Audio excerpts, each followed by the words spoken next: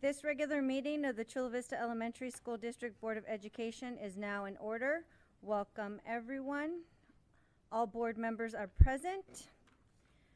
We will now approve the agenda. Do I have a motion? So moved. Second. Moved by Trustee Bishop, seconded by Clerk Fernandez. All those in favor? Aye. Motion carries 5-0. Item A, conduct the annual organizational business of the Chula Vista Elementary School Board District Board of Education to elect officers, appoint superintendent as secretary, and adopt dates, time, and place for regular board meetings in 2024, and appoint board members to the Policy Review Committee.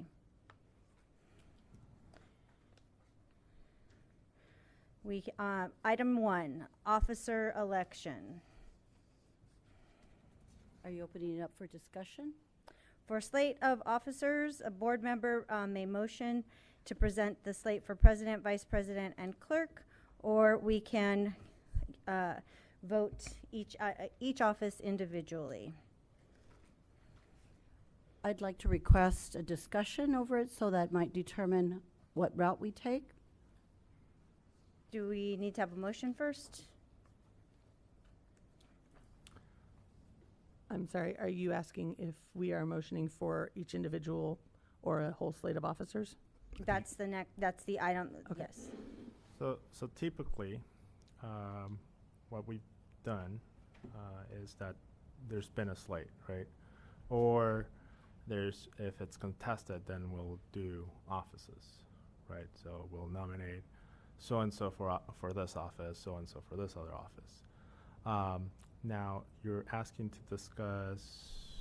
Because this is my first time Okay. discussing this, so I don't know Sure. how it works, but I'd like to share my Yeah. opinion or my position. And I don't know if you're already entertaining a slate or not, but especially since certain information or just the sharing has come to all of our attention.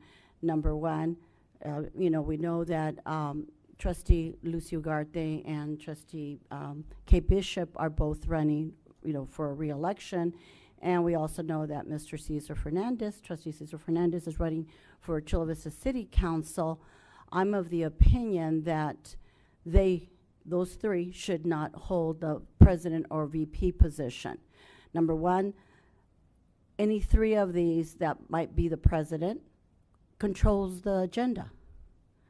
And I think that as far as transparency and a sense of perspective, the perception that we're separating the two issues, we need to entertain that thought. And so I'm not of the position that none of the three should hold control over the agenda. My position would be that Mr. Tamayo, who's not running for anything, be the president, and of course me, none of it, okay? And that Mr. Trustee Fernandez continue as the clerk, as he doesn't control the agenda. I just wanted to share that. I don't know how this all navigates through that. So are you putting forth a slate of Tamayo as president, Fernandez as clerk, Continue and then as who would be would that be Domingo Excuse me. Cervantes for vice president? Let's not do Okay. that. No, I do So, not. I mean, you have the right to put forth a Right. slate, and then we can discuss it Mhm. from there. if I you'd like don't to know put forth what Trustee Ugarte, how she sees this. coming out. Like as I just read, a slate of officers can be motioned at this time, or it can be each office, and as Vice President Tamayo said, in the past it's been a slate of officers, and then if it's contested, there's no second, or there's no second, and it's not voted on, then we would do each individually, and then we have discussion after the second. So a Okay. motion and then the second. Well, then let me propose what I would like to see as the slate, and Mr. Tamayo, Trustee Tamayo as the president, Trustee Ugarte as the VP, Trustee Fernandez continue as clerk, and Trustee Bishop and I continue as is. Is there a second? to continue discussion? Sure, I'll second that, to continue discussion. There was a second on the motion to On the motion, appoint. so that we could have discussion, is that? Right, I'm seconding her slate so that we can discuss. Okay? All right, discussion? While I don't mind that slate at all, just the impetus for why you proposed it concerns me, because I never have brought up my politics on this dais, nor did I intend to. Oh, no. It was you that brought up the fact that I was running. I never would intend it to, because to me that is too much of a conflict of interest. So I think that while your concern is valid, I just don't agree with it. Typically, is it that we rotate at times, or is that not typical? Typically has been that we have been rotating. However, in the past couple of years, we have stopped that practice based on trying to bring stability to the district on the leadership side. And that's where we stopped and had reelected Trustee Ugarte for one additional term. Thank you. But typically, we had rotated before. Okay. And I al- actually- oh, oh, sorry, go ahead. No, I also just echo Trustee Fernandez's words. In the past, no matter who's been the president, rotating, because it varies within regard to how our seats are up. It's never been a concern in the past with regard to presidency and having to run for office, because we know very well that we cannot use this seat as a platform for any kind of campaigning. And I would just like to concur with my colleagues that our seats on this dais are apolitical, but us being on the dais is inherently political because we have to run for the seats. But the job that we have is to keep the work that we do apolitical, and so I don't think that it's ever really affected the work that we've done to be in the process of running to continue to do that work. So I'm not questioning the actions of the board. What I'm questioning is, and I think we have a responsibility to the community to be as transparent as possible. And I think there's enough concern out there that I think we should consider that. Thank you. And I appreciate the gesture of nominating me for president, but I don't want it. So, thank you. Any other discussion or questions? Okay, all those in favor of the slate of Tamayo as president, Ugarte as vice president, and Fernandez as clerk, say aye. Aye. All those opposed? Nay. So I will propose a slate. I would like to have President Ugarte serve another term as president. I would suggest myself as vice president and Trustee Tamayo as clerk. Do I have a second? Second. Any discussion? Yes. So if we don't agree to it, what's the other slate? Before moving forward, I'd like to entertain what other slate might be proposed. So, normally, because the slate would be an issue at this point, right? Then we would transition to positions.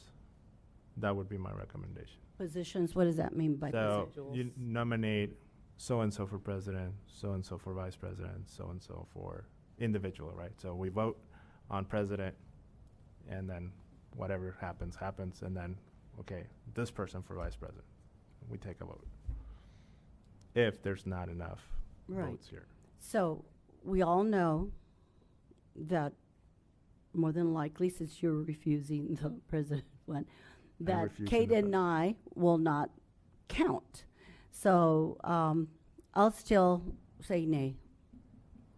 Any further discussion or comments, So questions? if it's contested, does that mean that the slate has to not be put forward and it has to be individuals at that point? No, that what that because means? there's Oh. enough, well, at this point, we don't know, because we don't know if there's enough votes for the slate. Sure. So, We'll say that, sure. but being that how it looks, then yeah. Sure. So there's, Madam President, there's a motion and a second for the slate of you being president, Trustee Fernandez being vice president, and myself being clerk. And you're calling to the question. And I'm calling for the question. Okay, all those in favor of that slate, please say aye. Aye. All those opposed? Nay. Motion carries 3-2.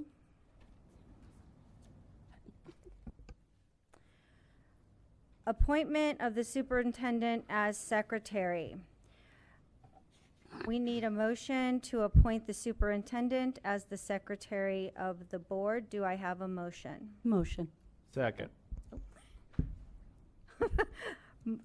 Motion by trustee Dominguez Cervantes, seconded by trustee Bishop. All those in favor? Aye. Aye. Motion carries 5-0.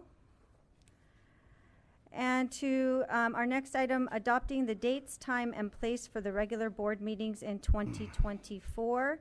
For the adoption of the dates, times, and place, we need a motion and a second before discussion. Do I have a motion? So moved. A second. Moved by trustee Bishop, seconded by trustee Dominguez Cervantes. Any discussion or concerns about the dates? Yes, could I run real quick and get my notes? I have them. They're right there. Sure. I can start. I have a concern about June 20th. I Yeah. know that it's conflicting with Juneteenth to have it on the Wednesday, but I think that that's not fair to our constituents to have a meeting suddenly on a Thursday. So I would love to have that meeting the previous Wednesday, if possible. Okay. What date is that, do you know? I'm sorry, that would, I assume June 13th? June 13th. Okay. I concur. The June meeting not being on the 20th, but being on I'm sorry, June 12th. June 12th? June 12th. That's I right, apologize. okay. Okay, and then, I would also love, if possible, to not have board meetings on Valentine's Day or December 11th. Agreed. If possible. December, I'm sorry, September 11th. I said it wrong. September 11th. Why not Valentine's Day? Because I am a romantic at heart, and I just feel like it conflicts with other people wanting to. board celebrate. permitting, I'd like to ask Dr. Reyes if there were any particular, scheduling reasons for those dates, and then we can continue the So conversation. are we looking at June and February? Yes. Because I know February is, besides being Valentine's Day, it's also Ash Wednesday. Oh, thank you So- for that. Mm-hmm. Dr. Reyes, do you have any conflicts, or is there any reason that we wouldn't be able to move those dates? So are you talking about June 20th, moving it to June 12th? June 12th, which is the prior Wednesday? Mm-hmm. Yeah, Mm-hmm. there's no conflict. Cabinet, is there conflict? Okay, and then do you have a date proposed for the meeting that's scheduled for the 14th, either? I would, February 21st? yeah, that's fine by me.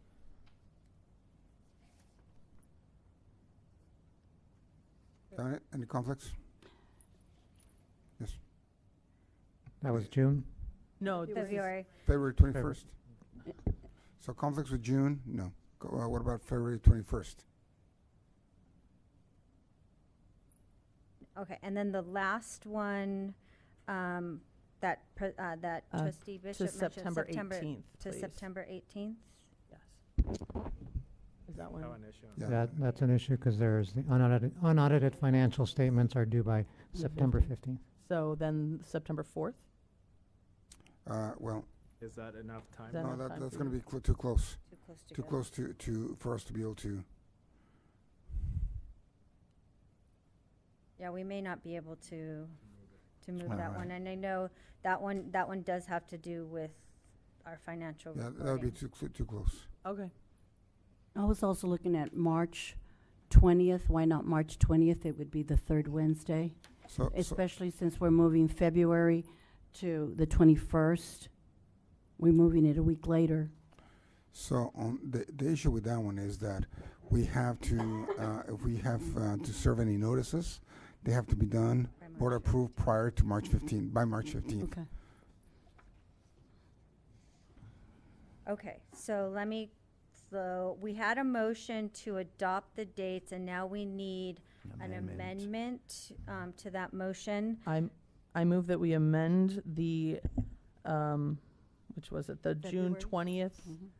I'm sorry, the February 14th meeting to February 21st, and the June 20th meeting to June 12th. I second that. Moved by trustee Bishop, seconded by trustee Dominguez Cervantes. All those in favor? Aye. Aye. Motion carries 5-0. Okay.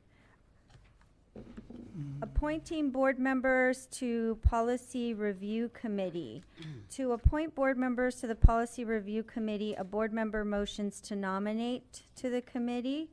Do we have any motions? If I would like to take a moment, and I would like to nominate to the Policy Review Committee Vice President Fernandez and Clerk Tamayo. Is there a second? Second. Moved by President Ugarte, seconded by Vice President Tamayo. All those in favor? Or Discussion? could I would just- actually be interested in serving on this committee. I've So would attempted I. to serve on it in the last 3 years, so I would like an opportunity to serve on this committee. We'll take the vote, and then if it doesn't pass, then we'll entertain another motion.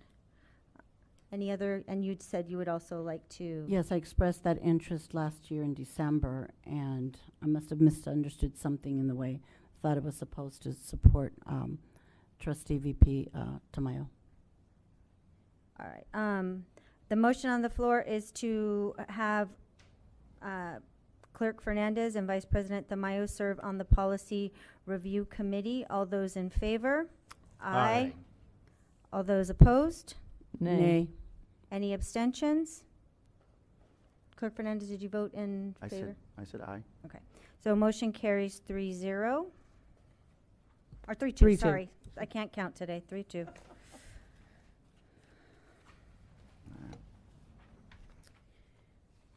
All right. Oral communications on closed session items. The oral communication section provides the public with an opportunity to address the board on closed session items only. Persons wishing to be heard may attend in person and should complete a request to be heard card and submit it to the recording secretary before the start of the meeting, or call 619-679-9001 prior to the start of the meeting. Telephone line opens 1 hour prior to the start of the meeting. Speakers are requested to limit their remarks to 3 minutes and speak in a respectful and professional manner. The board shall limit the total time for public input on each topic to 20 minutes. With board consent, the president may increase or decrease the time allowed for public comments depending on the number of persons wishing to be heard. No board action can be taken. And we do have 6 speakers. The first 2, so just so you're on deck, Maria Mickelson and then Jackie Alvillar.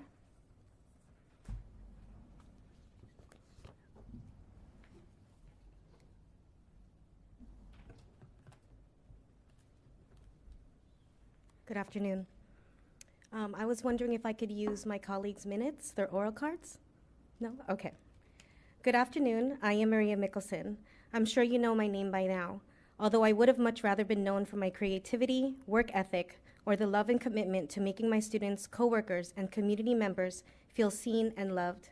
Since the last board meeting, I've been praying that the district and board would reach out to me to hear my side and honor my voice. While I have been on medical leave induced by the emotional distress from this situation, it shocks me that this has not happened. Instead, they would rather this situation just go away. Instead of doing what is fair, instead of being impartial, instead of honoring their teachers, parents, students, this district, knowing it has made mistakes, has tried to force a settlement before this board meeting to silence their mistakes. Their one-of-kind offer to rectify this grievance was a good one, and I recognize that. However good it may be, I cannot accept this offer on a matter of principle. This is now much bigger than just returning to my school site. This is about how poorly my case has been handled. From the moment it started, there were so many mistakes that could have been prevented that have affected me, my daughter, and my students, who have been emotionally, behaviorally, socially, and academically unwell since my forced departure. My daughter and I have been challenged by many trials the past few months: allegations, betrayal, abrupt separation, and sudden change, to name a few. The most difficult challenge of all has been navigating the gossip and judgment that this district has partaken in and enabled. It is only fair at this point that each of you not just hear my voice today, but that you truly listen to my words and take them into consideration when you are in closed session, because I hope you never forget that children are at the core of all your decisions. Throughout the entire duration of my administrative leave, there was much failure by HR to communicate with me through letter or even verbal correspondence as to why I was on administrative leave to begin with. So to be called by HR after contract hours told me something was not right. Your HR department made decisions using one person's secondhand statements on an open and unsubstantiated case. The district's decision to transfer me was not based on facts, but on hearsay. We teach our kids to cite credible sources. Can you say you've properly sourced yours? Even without your solicitation, my voice matters. Here is an account of what happened. On October 12th at 6:22 a.m., I spoke to Dr. Codrington as a courtesy, where I disclosed to her my personal family matter. At 11:28 a.m. that same morning, she called to inform me that a letter was going out to the community regarding what I disclosed, and that per Dr. Reyes, I was being immediately placed on administrative paid leave without further explanation. She added that she was being written up as well. 3 days after being placed on administrative leave, Ma'am, I have to stop you. If you're gonna be bringing up personnel matters of others, we can't have that in the public forum. okay, Okay, my time is up. thank you. Jackie Alvillar.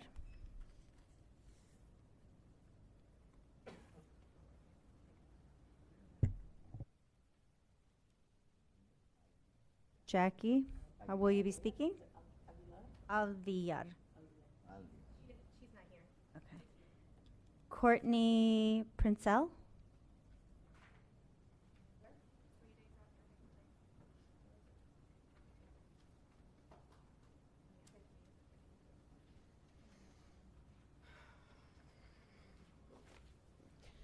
Three days after being placed on administrative leave, I mustered up the courage to email my union president on October 15th. I was hesitant to do so because I did not want it to escalate to this level. I really wanted to believe and trust that the district and its leaders were going to take care of me, a teacher, and a parent in the district. I was hopeful they would do the right thing by remaining fair and impartial. I was naive to think that anyone would do anything other than protect their own interest. The district's decisions and actions have shocked me, even CPS, who are actually the ones who encouraged me to advocate for my rights and my daughter's rights in this case. On October 16th, I reached out to Child Welfare Services myself to expedite the process contrary to what you've been told. I was texted on the 20th of October at 5:46 saying she spoke to HR and they wanted to know when I'd like to return. I replied the following morning at 8:46 a.m. that I return on November 1st. On October 27th at 4:49 and 4:50 p.m., I received missed calls from HR personnel's cell phone. This was alarming, as up until that point, I still was not even told in any form of writing, by email or letter or even verbal correspondence as to why I was on administrative leave to begin with. So to be called by HR after contract hours told me something was not right. On October 30th, I received a call from Mr. Jason Romero that we needed to discuss my return to work and plan accordingly, furthering my suspicions that something was wrong. At 11:15, Rosie Martinez told me that, per Mr. Romero, the purpose for my administrative leave was to conduct an investigation at my school site on my involvement in the CPS allegation, which were not even about me. Obviously, I was deemed not involved, so I was cleared to come back. For anyone still counting, that was 18 days after Dr. C verbally told me I was being placed on admin leave to receive an explanation. That is just 2 days before I was going to reunite with my students, a day we were eagerly counting down to. So that morning, I nervously met with Mr. Romero, where to my surprise, I was told I would be moved to another school as an impact teacher. Returning to my waiting students at my school site was my preferred choice, but it was not even an option. He tried to assure me that this decision was in my best interest for me and my daughter, and I should be the one to decide what is best for me and my child. There were no options to finish the quarter, finish the week, see my students again, to give a proper goodbye the way they would need, a warm handoff to the new teacher. Nothing. I was told this was a meeting of options, but I was given none. I was told that I can report to my new site on November 1st. As someone who did nothing wrong, who did everything I was supposed to, as a mother and a dedicated, hard-working employee, I did not understand why I was being treated like a criminal when told I had to remove my things from my classroom over a weekend or have a sub collect them for me. Sorry. Can you come help? I don't know where you are. Good. Thank you. Giovanna Sandoval.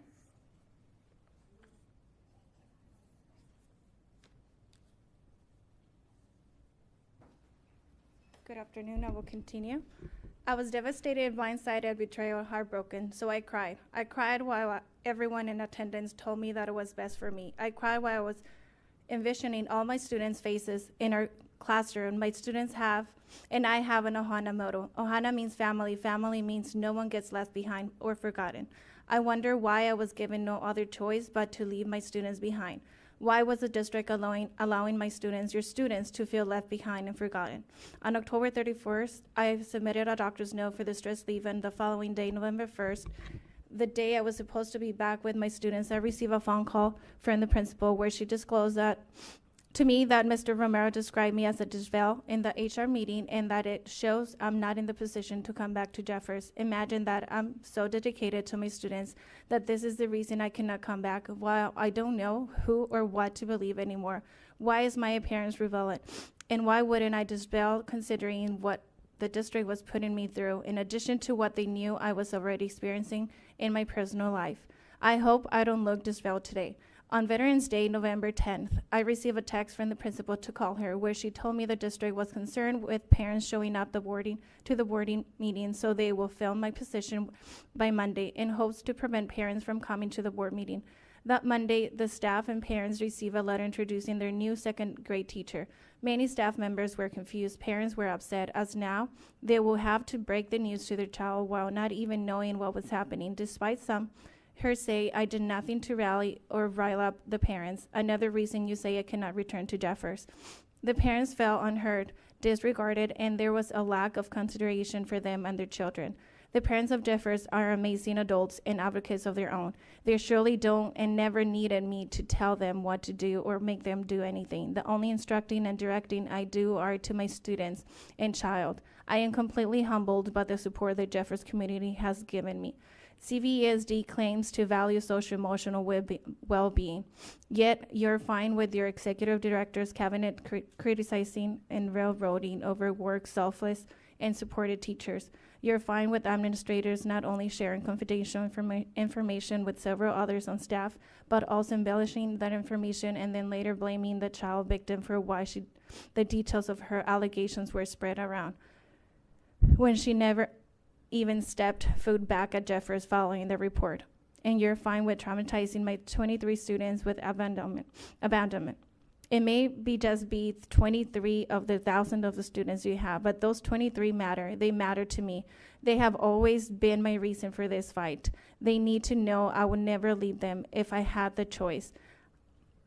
I may be just one teacher of your thousands of teachers, but I matter. And in no way was I willing to be dishonest. Thank you. Rosario Medina, or Murdoch, Murdoch.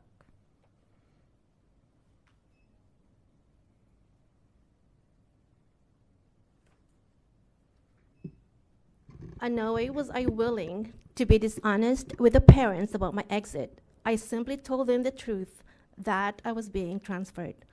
Our school district's current theme is human connection, yet the decision to transfer me severs numerous connections. You want us to promote clarity in our teaching practices, yet no clarity was offered to me by your district office at any point, and even until this day. After 2 requests for my reasons for transfer to be placed in writing, it has yet to be done. It seems as though my notice of admin leave and reasons for admin leave have been purposely kept out of writing, perhaps to hide the many missteps made and to keep hands clean. Our current NCAS focus is leading students to feel valued and capable. How will my students feel valued and capable after ripping their teacher away? How will my daughter feel valued and capable if you make her feel like the First Amendment does not apply to her? She was so proud of herself for speaking at last month's meeting, but instead of being proud and moved by her bravery, I have been told you, the board, were uncomfortable with the fact that I made her speak. I assure you, I did not make her speak. She wanted to be heard. She wanted to speak for others who share her experiences. She wanted to take a risk for the greater good. She wanted to take back some control of her information. Yet somehow that is being used against me as one of the reasons why you support the district's decision to transfer me. Some of my headings of the conducted at an alt district training were caring enough to know and value individual students and caring enough to model courtesy and respect. This starts with us. This starts with all you as our leaders of the district. You should care enough to want to hear my side in this supposed case that is being built against me. You should care enough to model giving me the courtesy and respect with the opportunity to validate or debunk the reasons for my transfer, or at the very least, to be fair and impartial when hearing and gathering information about me from everyone but me. All I've wanted was a fair, clean fight to be back with my students. I can sleep at night knowing I never desired or needed to maliciously scheme, slander, circumvent, or lie. I never wanted to carry myself in any way in the end. Regardless of what your decision is, I keep my integrity intact. Can your district and all its leaders say the same? Thank you. Zane Aguilera.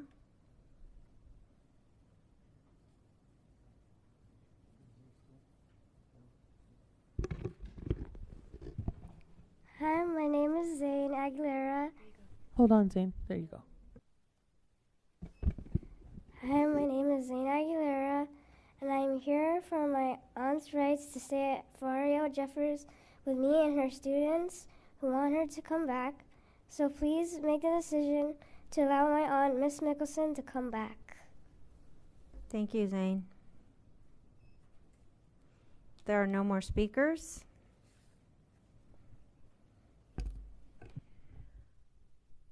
We will now adjourn to closed session in accordance with the following. Government Code Section 35491D and 54957.6 Collective Bargaining Employee Negotiations, Agency Negotiators Fagan Friedman and Fullfrost LLP and Adam Silva and McNally LLP, Employee Organizations Chula Vista Classified Employees Organization, Chula Vista Educators, Non-Represented Employees, Administrative Association of Chula Vista. Government Code Section 54957, Public Employee Discipline Dismissal Release, Employee ID number 2010223395, Employee ID number 2011023315, Government Code Section 911.6, Petition for Late Claim of Minor BG, Government Code Section 54956.91D, Conference with Legal Counsel, Possible Litigation in the Office of Administrative Hearings. Finally, Government Code Section 54957, Public Employee Appointment, Employment, Title, Principle.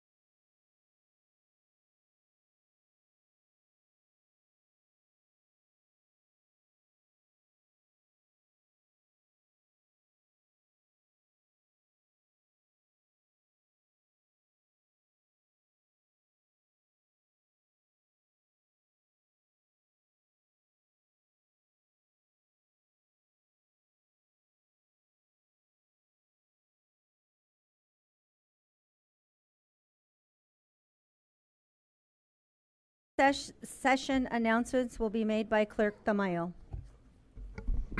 Thank you, Madam President. Government Code, Section 54957, Public Employee Appointment Title, Sonia Sotomayor Principal. On the motion by Member Tamayo, second by Member Fernandez, the board approved the employment of John Greenwell as Sonia Sotomayor School Principal by the following vote. Ayes, Tamayo, Ugarte, Bishop, Dominguez, Cervantes, Fernandez. Congratulations.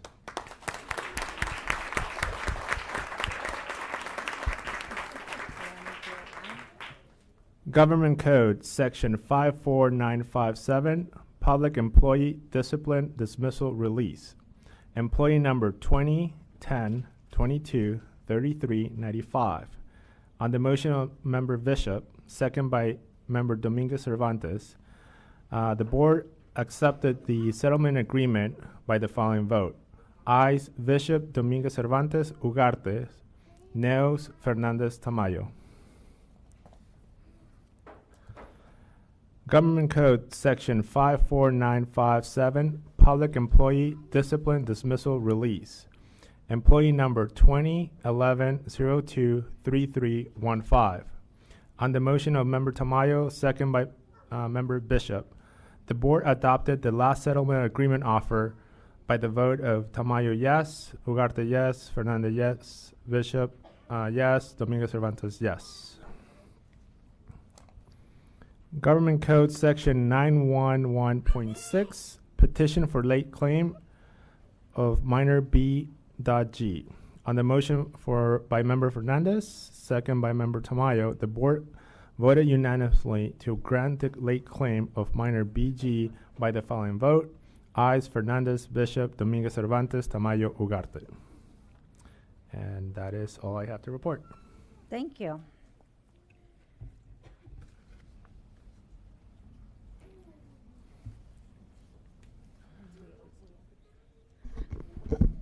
The open session of the regular meeting of the Chula Vista Elementary School District Board of Education is now in order.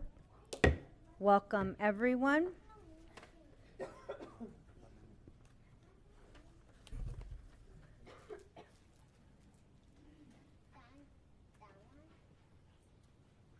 Buenas noches, gracias por acompañarnos. Si gustan servicios en español, traducción, por favor pasen con Mayela.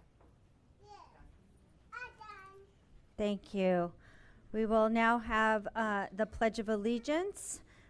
Mr. Esquivel, if you will lead us in the pledge today.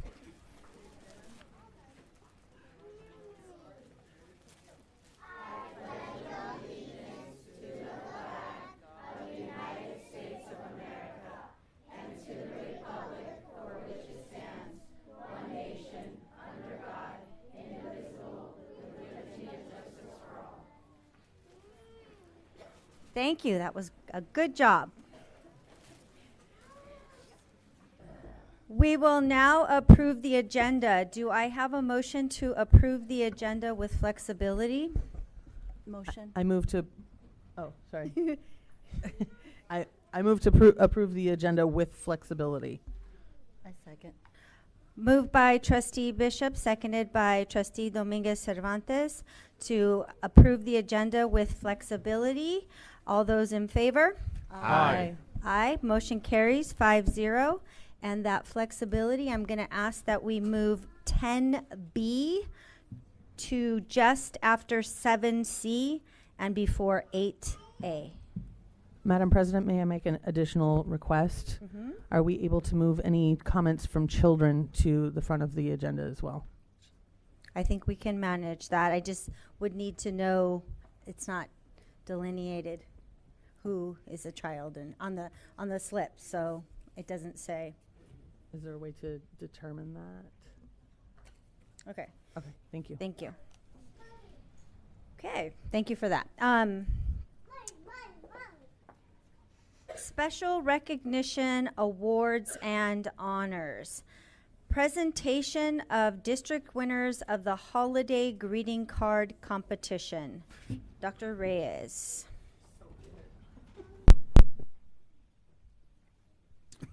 Okay, so we had our annual holiday card competition.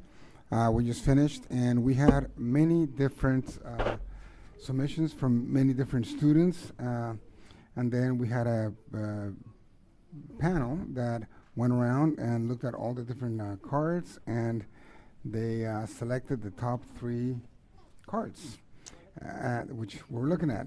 And actually, the first place card is actually the one that is going to be sent to everyone on behalf of the board and the districts.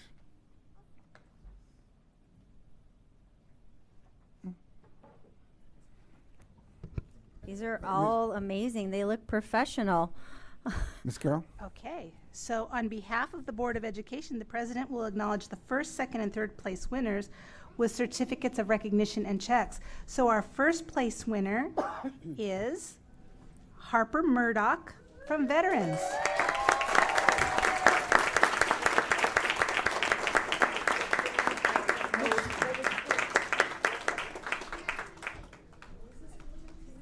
Veterans. Do you say veterans or veterans? When I talk about the people, I say veterans. When I talk about the school, I say veterans. That's what I do. Recognition of your work.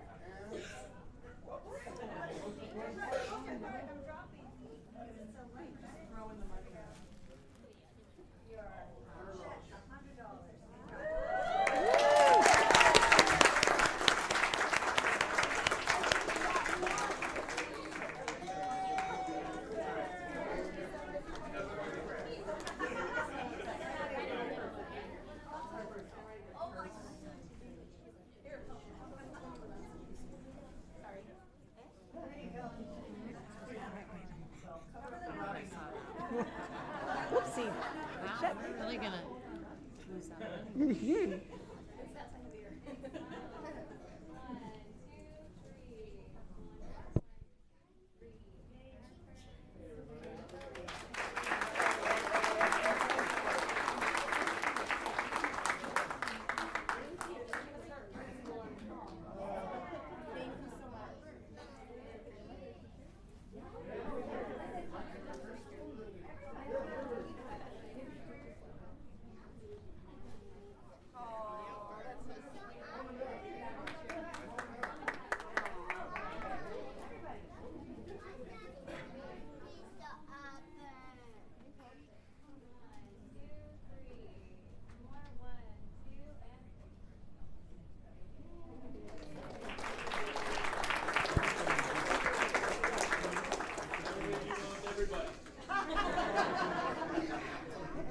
Our second place winner from Olympic View is May Sosa.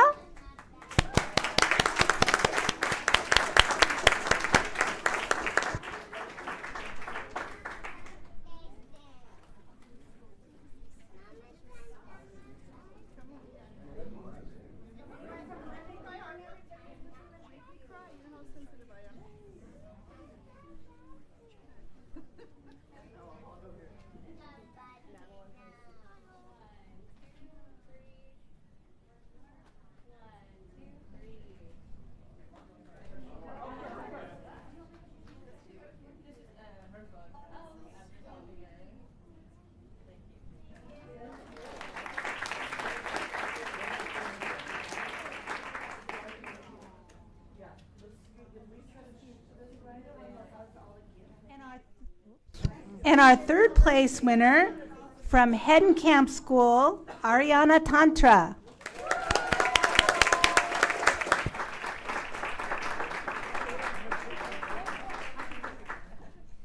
You should take a picture too. Okay. Let me get you guys first.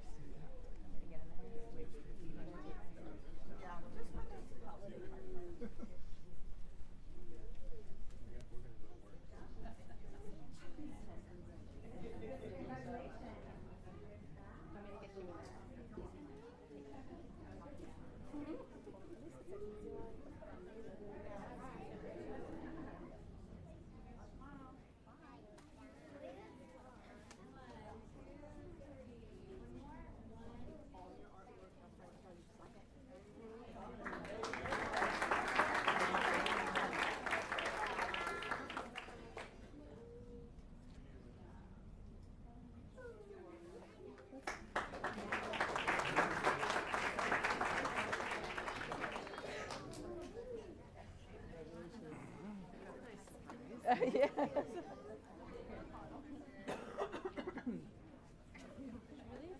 Board comments. I had an opportunity to vote, and the work was just incredible. Every single card submitted, I don't know how, but some of you rose to the top, but all of them were winners to me. They were really, really good. And for those of you that have not tried your artistic talents, try it out. You may find out that you really are good at it. Thank you very much for submitting your cards to us.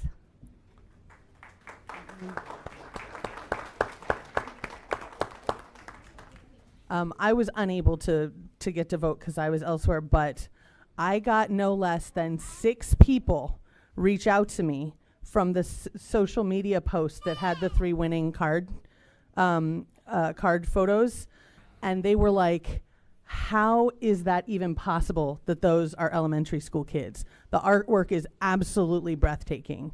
And so the work that you're doing right now is already impacting the community. Thank you so much for making our card look so beautiful this year, and congratulations to all the winners.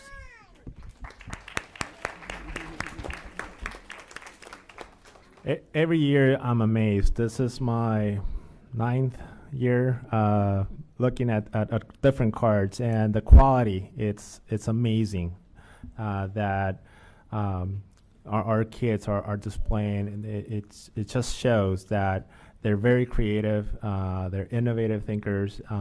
There's some they draw better than I do, so that's amazing just to see that this is the quality of drawings. And then if you visit one of the California Coast credit unions, you'll see these postcards in every single branch here in San Diego, so which is great. Congratulations. Yeah, first I want to thank all the students that took the time to share their talent with us. These are amazing products. This art right here looks like it's straight out of a textbook. Like you have an immediate future. That one right there looks like a card that I would buy in the store. That is professional. And this one, I don't know, it just gives me good vibes. A whale with a Santa hat on. Like I would have never thought that, right? So anywho's, I appreciate you guys for taking the time to do this, and always fun when there's a competition with a little money involved, right? So congratulations.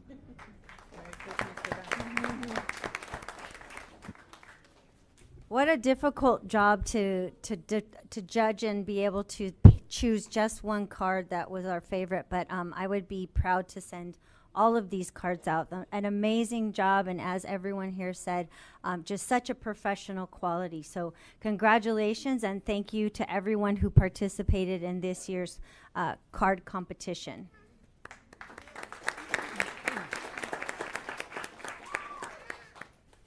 Okay. Recognition of the 2023 San Diego Academia Award recipients. Miss Rochelle Carroll. Thank you very much. So it is my honor to tell you a little bit about the recognition of our 2023 San Diego Academia Award recipients. The 3rd annual IQ Podcast San Diego Academia Awards was held on December 2nd, 2023 to celebrate champions in education. Recipients were honored for their remarkable contributions in education. IQ Podcasts is San Diego's largest independent multimedia company. Founded by Brett Davis, the organization brings community stories and events to the public eye.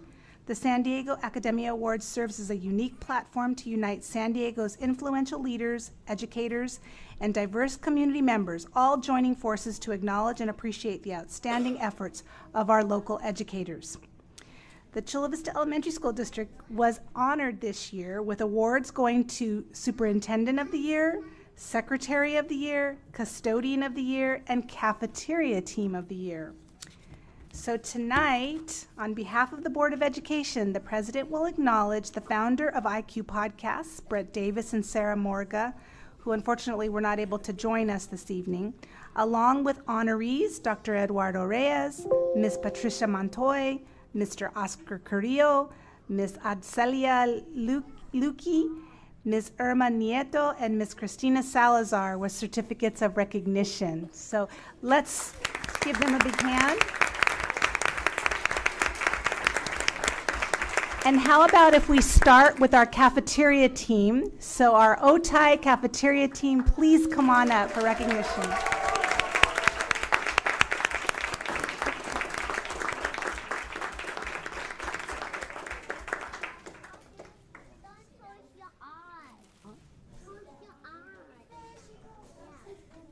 So there's also a certificate from Mayor Todd Gloria and $100 gift certificate. Yes, so our recipients will receive a certificate from Mayor Todd Gloria and a gift certificate.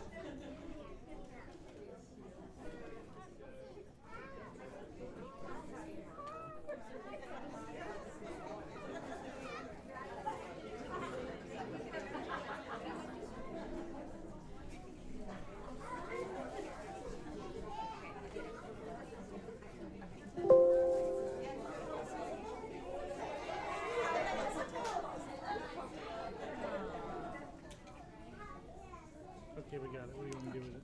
Put it on the screen.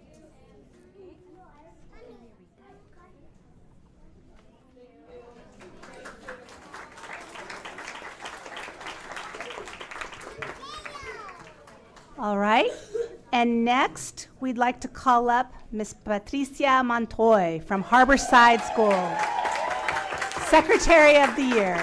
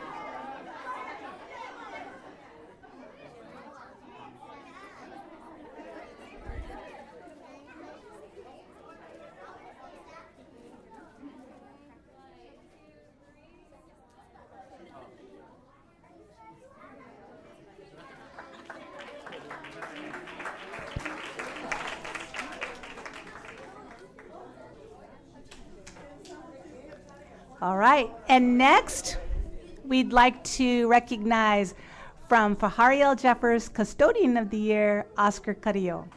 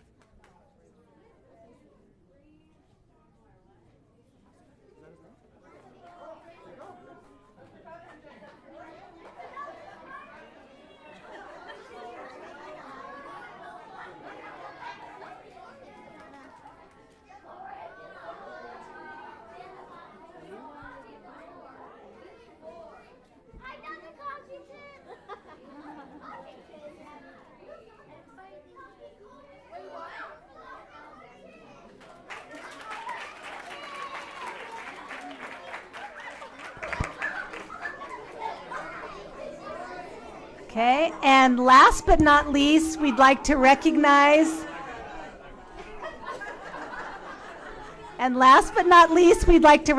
Superintendent of the Year, Dr. Eduardo Reyes.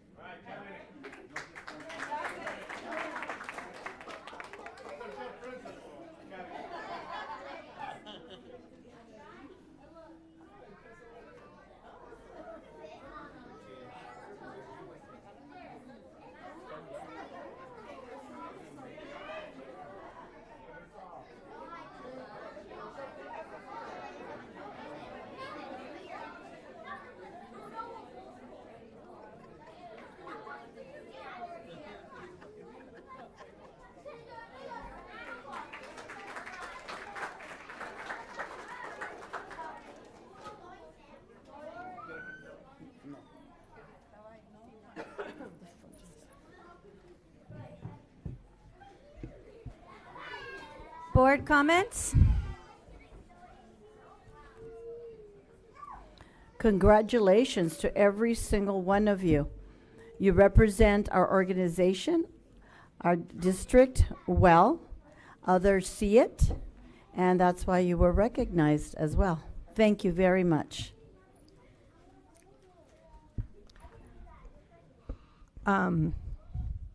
First of all, I'm just so proud of everybody. It's really neat to see the community, see the amazing people that work here and recognize them. Obviously, Dr. Reyes, I get to work with directly a lot, and he's doing an amazing job. But I gotta say, I want to especially express my gratitude and anyway, I want to express my gratitude to our cafeteria team, to our custodian, and to our school secretary, because you and so many other classified workers are the foundation that we build our schools on.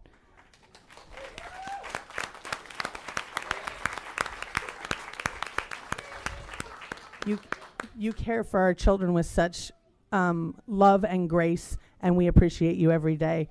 Thank you so much for doing such a great job at representing us in such a wonderful way and caring for our babies. Likewise, I want to further recognize the work that our classified employees are doing. By receiving this recognition, I know Otay cafeteria team has received the recognition, but that doesn't mean that it's just them, right? It's all the cafeteria personnel that work in our schools. It's a tremendous job to feed that many kids in so little time, and to try to do it as best as possible and orderly as possible with the kids that we have.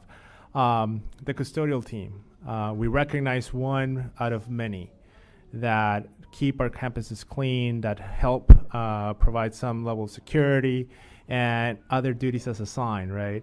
That classic famous word in our job descriptions as classified workers. And the school secretary, I mean, I know, having worked in school sites, that the person that really runs the school is the school secretary. Mm-hmm. That is the one that really knows where is everything, who do you need to talk to, and if you want to know what's going on in the school, you talk to her. Or him in some cases. So congratulations to all of you for being recognized. I appreciate the work that you're doing and highlighting our district with your work. Dr. Reyes, what can I say? I'll put it in your evaluation. One extra 1 point. word. So. I think it's important that we as a district do our best to honor those that make the magic happen at sites, but it feels different. It feels a little better when someone from outside our organization recognizes the amazing work that you do and celebrates you for that. It was an amazing night to spend with you all, and I feel honored that you have brought some shine to our district and that you take such pride in the work that you do. It's what makes this district special. So thank all of you.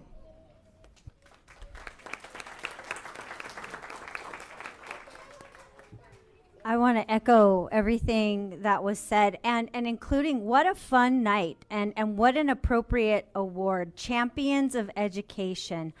All of our classified staff that were honored were listed as champions of education, and I don't know sizes very well, but their picture was put on this huge screen.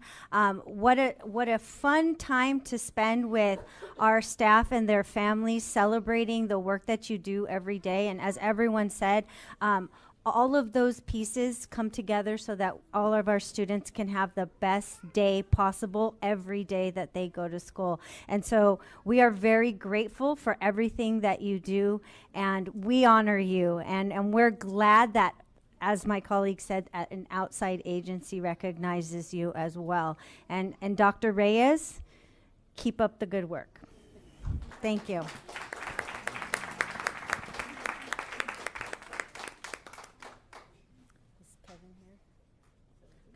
So our flexibility will move on.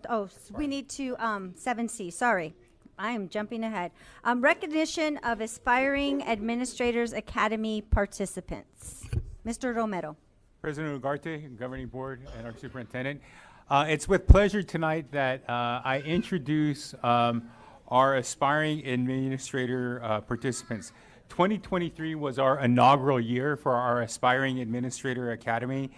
And as a Chula Vista native and a resident of Chula Vista, there is something special when we have our people, our Chula Vista teachers that can step up and become our future leaders. We had 23 participants for our inaugural year. 16 or 17 of them are present today. But topics like leadership, diversity, equity, inclusion, school culture, communication, finance, and other critical topics for administrators were shared. Because of the success of our inaugural year, we flew our openings for our cohort next year, and within the first 3 days, we had 65 applicants. 65, we tripled the number of applicants with still a month to go left for people to participate. So it's with pleasure tonight that I introduce Angela Rosendale. Angela Rosendale, myself, and Jorge Mora were the leaders of this academy, and it's with pleasure tonight that we recognize our participants and our graduates of the program. If the board could stand up, we're going to present certificates and then call them up and take a group picture. So with your appreciation, if you could stand and we can recognize our participants. Thank you. Ms. Rosendale. All right, thank you. So we are very excited to fly our next cohort beginning January. As Mr. Romero shared, we have already approximately 70 participants already registered. So we're very excited for that. To highlight some of the individuals that participated in our first cohort, we have several that have already accepted some leadership positions and opportunities to support various school sites. We have Sienna Barrasso, who will be the acting AP at Headingham. Christy Bystrack, lead ELOP Director Coordinator. Aubrey Dorsey Liu was the acting AP at Tiffany. Karina Haro Esparza, lead ELOP Coordinator at Feaster. Roel Mislan Feaster, ELOP Coordinator, Technology Manager, and Mind Labs Instructional Lead. We also have Alita Asiano, Armando Alvarado, Nydia Sedesed,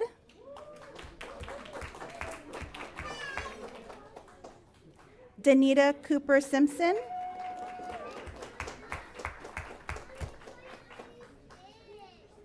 Antonia De Jerez,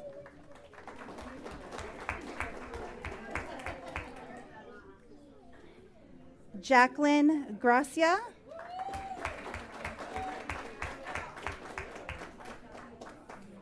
Jesus Guerrero,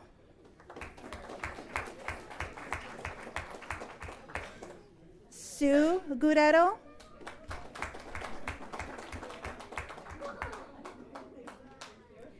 Lilian Guillen,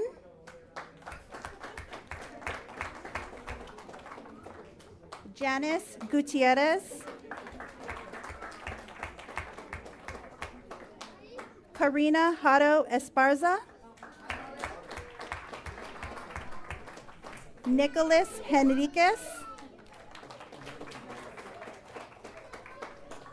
Gilbert Maxwell, Claudia Palacio Vargas, Ebony Peralta, Alicia Soto, and last but not least, Melissa Tellez Giron.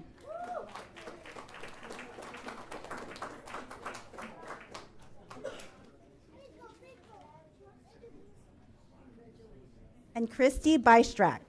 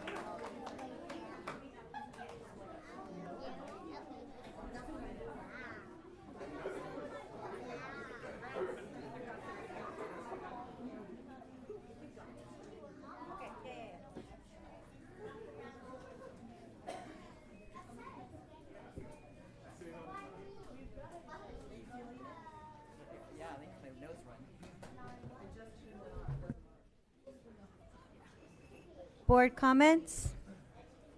Do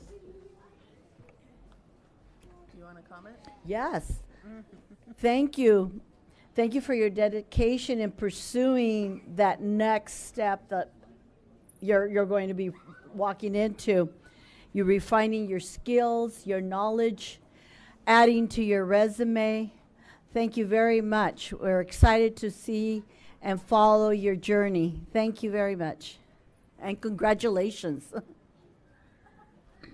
It's always a wonder when we get to watch the people that work for us step into positions of leadership. And we're so excited to offer this program, and even more so that so many wonderful people have taken us up on this to really step up into the leadership of tomorrow. So thank you so much to the matriculating class. Is that what you say, matriculating? Yeah. Anyway, and I'm so looking forward to the new group that's coming in 2024. Thank you so much to all of you who put in such hard work, and we look forward to working with you in leadership positions in the future. Congratulations to all of you that participated on this Administrators Academy. Obviously, we look forward to being able to learn from your knowledge and lean to you when those positions become open. One of the key things that we always look at is we have a lot of talent in-house. How can we grow that talent? And programs like these allow us to grow that talent, to be able to, when those vacancies become available, to be able to tap to people and say, this is your opportunity. It's your time to grow. So we welcome and are grateful for you participating on these. And congratulations to those of you that already have been promoted or assigned an administrative position. Congratulations again.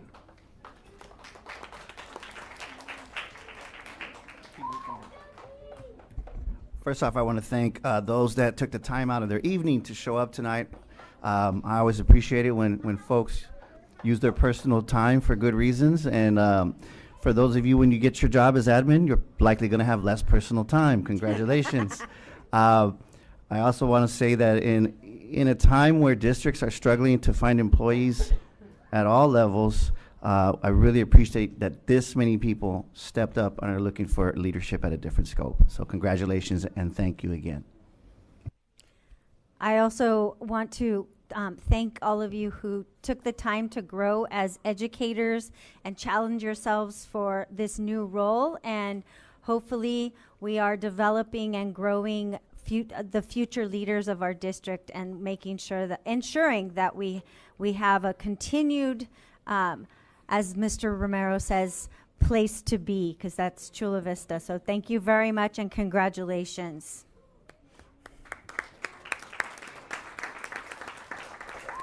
Mr. Romero, I understand there is another recognition. Just a couple. First, I would like to just announce a couple change of assignments. So we have Anthony Morales, who's going from resource teacher to acting principal at Cook Elementary. Congratulations, Anthony Morales. Lilia Rodriguez, who's going from impact teacher to acting principal at Salt Creek. Congratulations, Lilia. Associate principal. Acting Associate principal. Oh, associate principal. Acting associate principal. Yes, thank you. And Marilyn Prawl, who's going as interim principal at Olympic View. Congratulations, Marilyn. And today I'd like to call up our newest principal to our newest school. So not new to principalship, but John Greenwell will be our new principal at our newest school, Sonia Sotomayor. It's a great pleasure for me to recognize and introduce John Greenwell. Mr. Greenwell. Thank you, Mr. Romero. Good evening, board. Good evening, fellow colleagues, teachers, family members, community partners. I'm thrilled to move into this new step for my career at Sonia Sotomayor Elementary School. It's going to be an amazing school, with opportunities for innovation, inclusion, and project-based learning. We hope to do some pretty amazing things at this school, and it's a really exciting opportunity. Chula Vista Elementary School District is known for doing amazing things, and that's going to continue at this newest school as well. I want to thank my Allen community. I'm so grateful to have served as principal there for the last 4 years, and I'm going to miss them, but there's a strong community there, there's a strong sense of teamwork, and good things will continue to happen at Allen. So thank you again for your vote of confidence, and I'm very excited to roll up my sleeves and do the hard work and wear a hard hat to work for the next few months. Thank you again. Congratulations.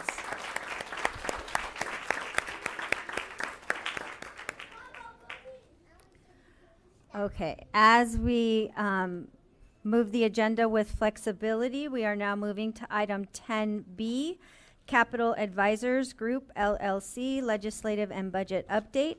Madam Mr. President? Esquivel. I'm sorry, Madam President, I'm sorry to interrupt. Is there any way to identify students that can speak before this? I'm gonna ask, I'm gonna do an asking of Are we able to move that in front of the Capital Advisors presentation on the agenda is my question. Because I think it'll that be- 45 minutes is kind of past the time that these kiddos can sit still. And I'm sure you guys are super bored. We would have to do all the public comments. We'd have to do all the public Yeah. comments? We're not able to move just part of them? Okay. Mr. Gordon. Mr. Esquivel, would you?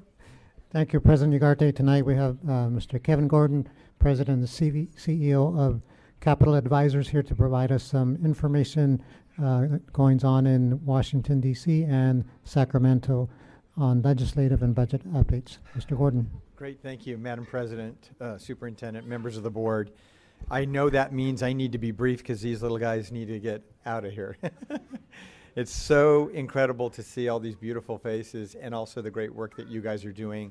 For the sake of the audience, to reinforce what this district has myself and Jack O'Connell, the former state superintendent, working on in Sacramento is what is going to be queued up as a pretty big fight this year. And we're going to have to really be unified. And it's going to take us all working together in the community. That's our labor partners, the PTA that's active here, the community, and the administrative leadership of the district, but all the employees, because we're going to have a fight over school finance. And one of the things that I can't underscore enough is that when the elected leadership in Sacramento sees districts engaging in fights at the local level, they love it because it distracts from the fact that they're the ones that are responsible when we don't have the resources we need in public education. So it just underscores the need for us to really be unified, and we have an ominous threat that's going to be facing us in the coming months. And I'll try to make it as succinct as I can. Public school funding is tied to a constitutional requirement in California called Prop 98. And there's a minimum guarantee that we're supposed to get, but it's just a minimum, it's a floor, it's not a cap. And what happened when the legislature put the budget together last summer, and they did all their estimates of what was going to happen with revenue, well, they didn't have any tax information because they delayed the tax filing deadline from April 15th all the way to November 15th. So they were adopting a budget without having any idea about what was really going to happen with revenue. They funded public education at a certain level, and a report came out last week that said that starting with the year that closed on June 30th, just last June 30th, the 2022-23 fiscal year, and then the current year and next year, that they've given us, they say, $21 billion more than they should have. What we have to fight for is that they don't just go to this easy formula to say they need to cut schools down to that minimum guarantee, because it's simply a minimum, not a maximum. And what we need to fight against is their inclination to want to have us have to just have that minimum and enact cuts that, if they did them, would be the biggest cuts in the history of the state of California on public schools. And we know, by looking at the faces in front of you and the commitment this district has made to programs like ELOP, that the idea of threatening any of those programs threatens really vital programs that's just great for kids. And so we're going to have to be together on that. Now, I will tell you this. We're in a better position to face a downturn than we ever have been because we have what's called a Proposition 98 reserve. It's $8.1 billion. And I like to point out that's not a gift from the state. Those are dollars that would have come to the districts if in the year that they ended up putting that in the bank, they had given it to us. It's money that belongs to local school districts. But what we did is we put it away for a rainy day. And what we're essentially saying is look outside fiscally. A $68 billion problem is what they're estimating the problem is. Just a staggering number. I've never seen that kind of a number in the history of my work on school funding. $68 billion problem. That's what I call raining. It means we need to tap that rainy day fund. If we do tap that rainy day fund, it will substantially curb the amount of potential reductions that they may have to inflict on schools. And if we fight for what I call baseline funding. So instead of where is Proposition 98, $21 billion below where they're funding us today, we say, what does it take to maintain the baseline? That means current level of funding. And the debate should be off of that number, not the Prop 98 minimum. And that's kind of where we're going to start.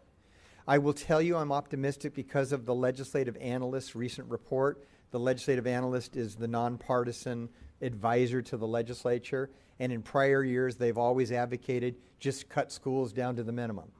This year, no, they're not saying that. They've got a couple of alternatives. And one of the reasons why they're not saying it is because we do have the rainy day fund. So one of their alternatives is no cuts at all. And they're actually, in the scope of this incredible deficit, putting that on the table.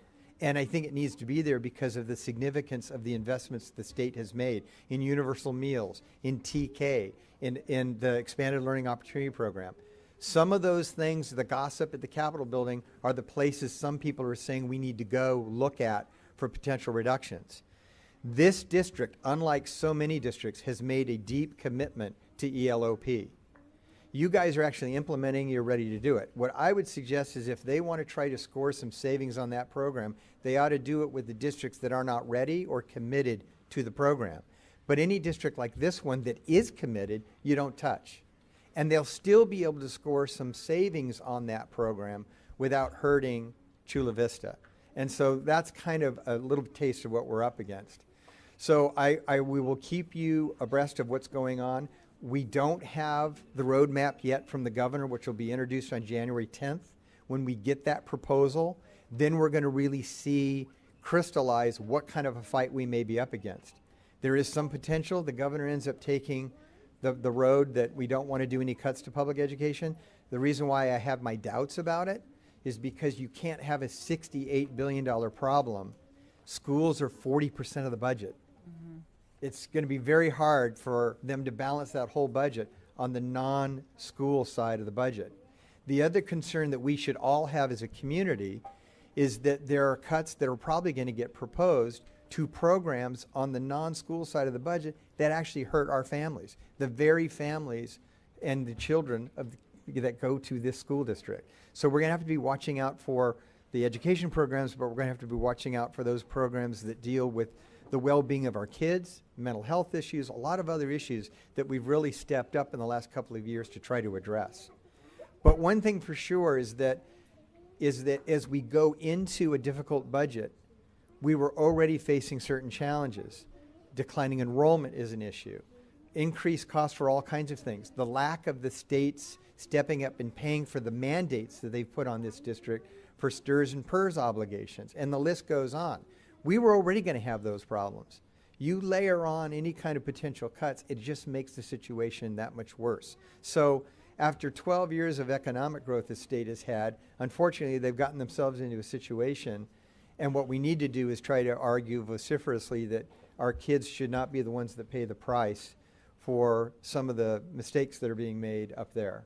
So that's a little bit about kind of what's going on in Sacramento. Again, we'll get much more of a picture on this in a matter of a few weeks when the governor does unveil his budget. With regard to Washington, D.C., you guys know the division that's going on back there.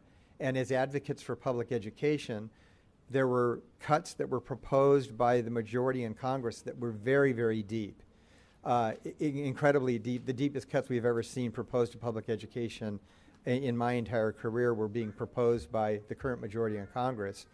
And you guys saw the whole speakership battle unfold where Kevin McCarthy lost the speakership. And it was over a fight between very, very conservative members who wanted there to be deeper cuts than the president and Speaker McCarthy had negotiated last summer.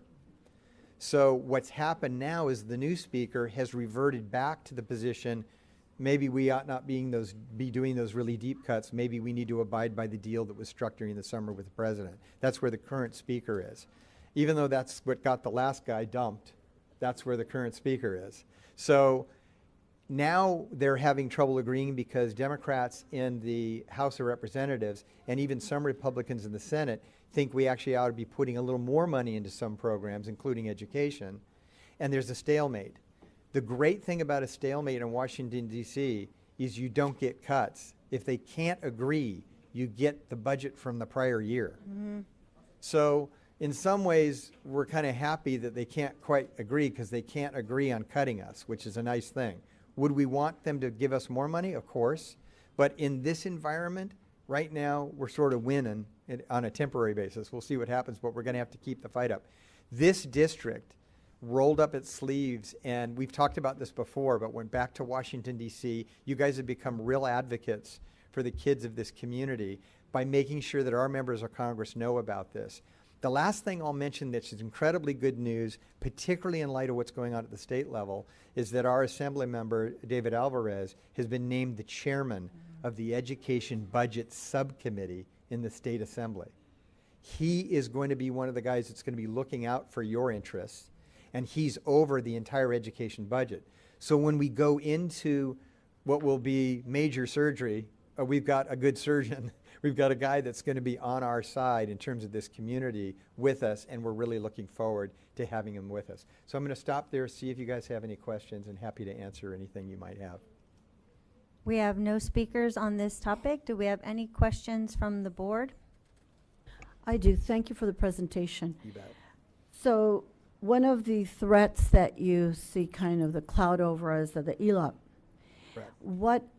What is just as or as concerning besides that program? So ELOP is one, and I just want to mention one more thing about it. The governor is so committed to that program because it was a major part of a package of major things that he wanted to do over the last few years. He's got it implemented. Last year, when some people in the education community actually pointed to that as an area to potentially cut, the governor and the legislature rejected it, even though it was suggested by some people in the education community. And we were saying the same thing last year that we want to say now, which is look at this district.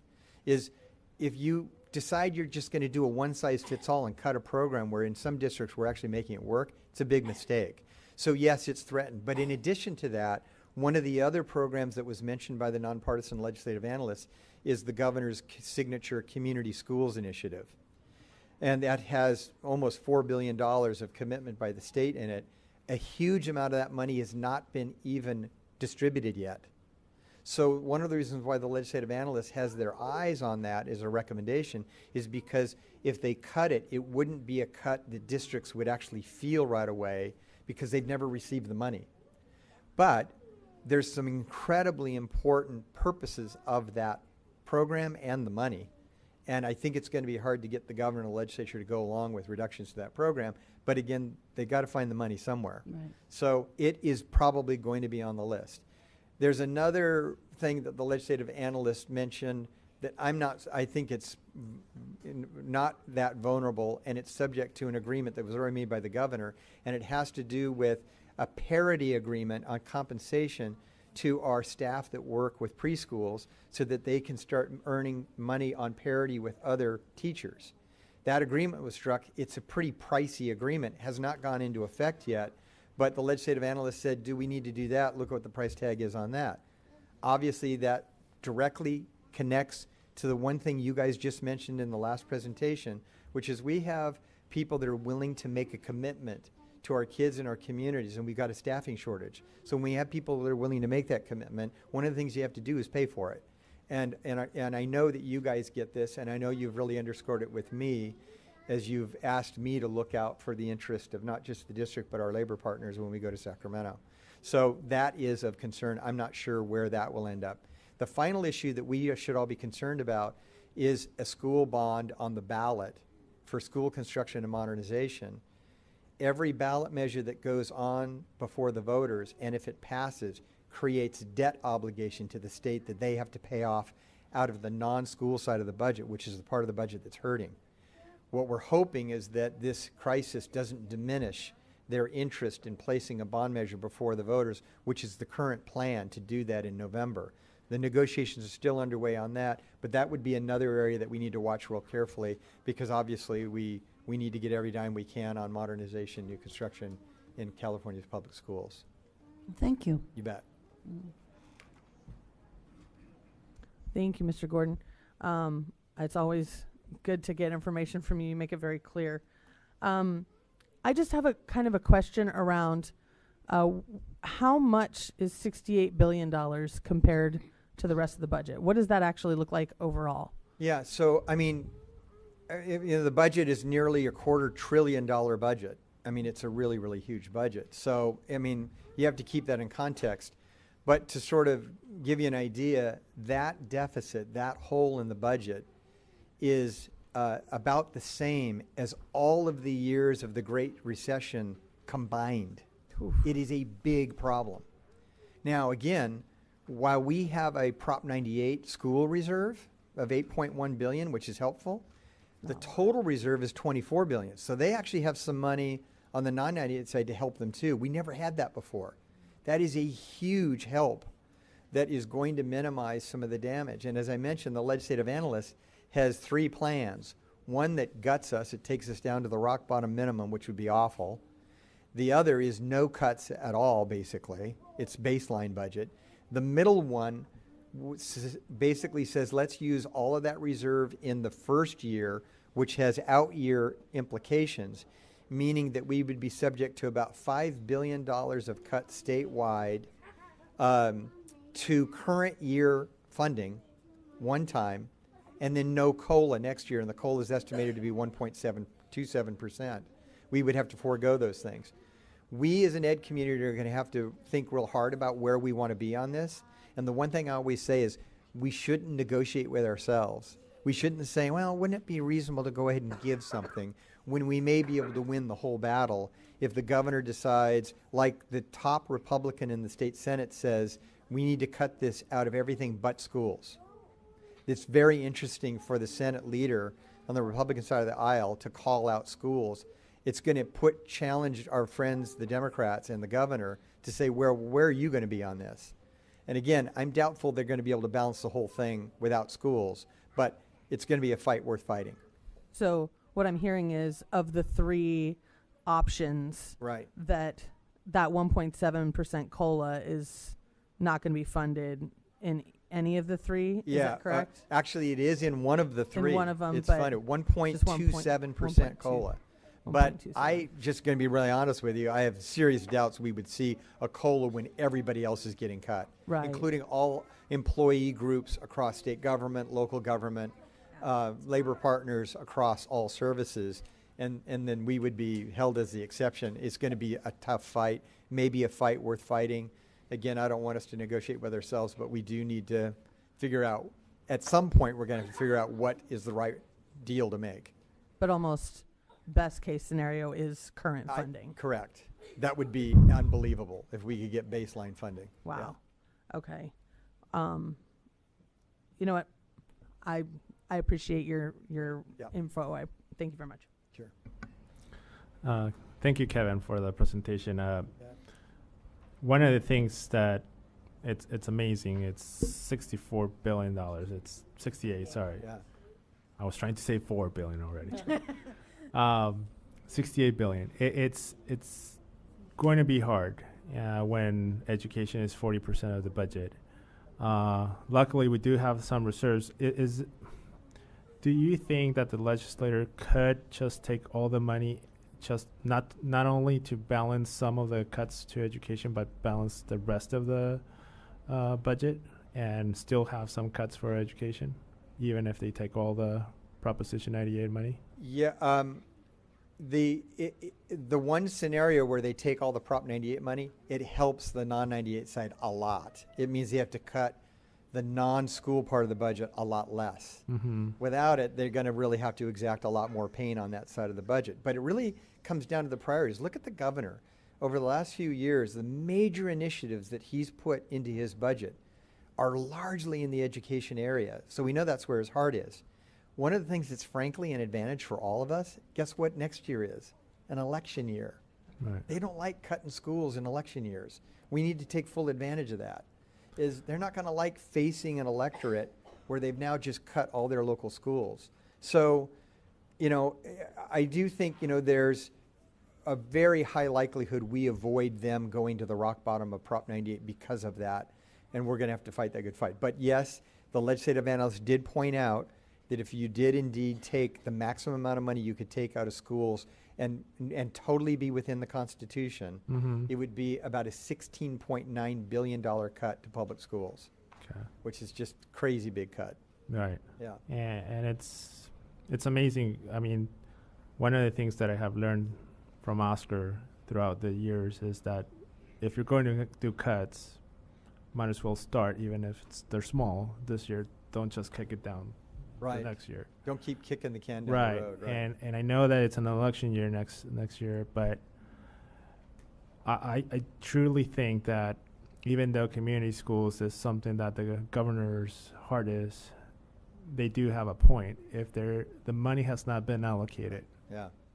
they'll go for that.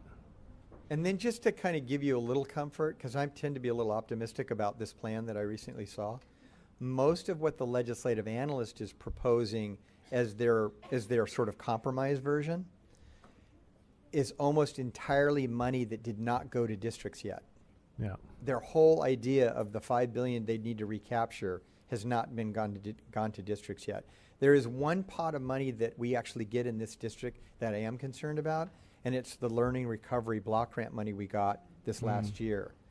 That money goes disproportionately to districts with high numbers of kids in poverty, English language learners, and foster youth. And we have a high number of kids that are in that category, and we need to fight for them. Yes. I think we can probably beat that. But the rest of the package is mostly money that has not gone to schools yet. And I agree with you. There's a sensibility to it, but we do also have to look at what the cost is. What are we not going to get if we don't get that? But Thank you. I'm sorry, I have a clarifying question. When you say the money that hasn't gone to schools yet, for example, the ELOP program or whatever. Right. So we would have the money that we've already spent, but the future, we wouldn't have an ELOP program in the future? yeah, Or is again what do you mean by one of the just sort of the gossip is go with the money that hasn't, because it was going to be phased in over time. Let's pick up the chunk of money that actually hasn't gone out yet. My response to that is, but if a district like this is in full implementation, and I know Oscar's been concerned sort of on the phone saying, hold on a second, we're making big commitments here. We're going to take that next step. What do you think the chances are it gets protected or not? And the reason why we ask that question is because we're hiring permanent, ongoing positions.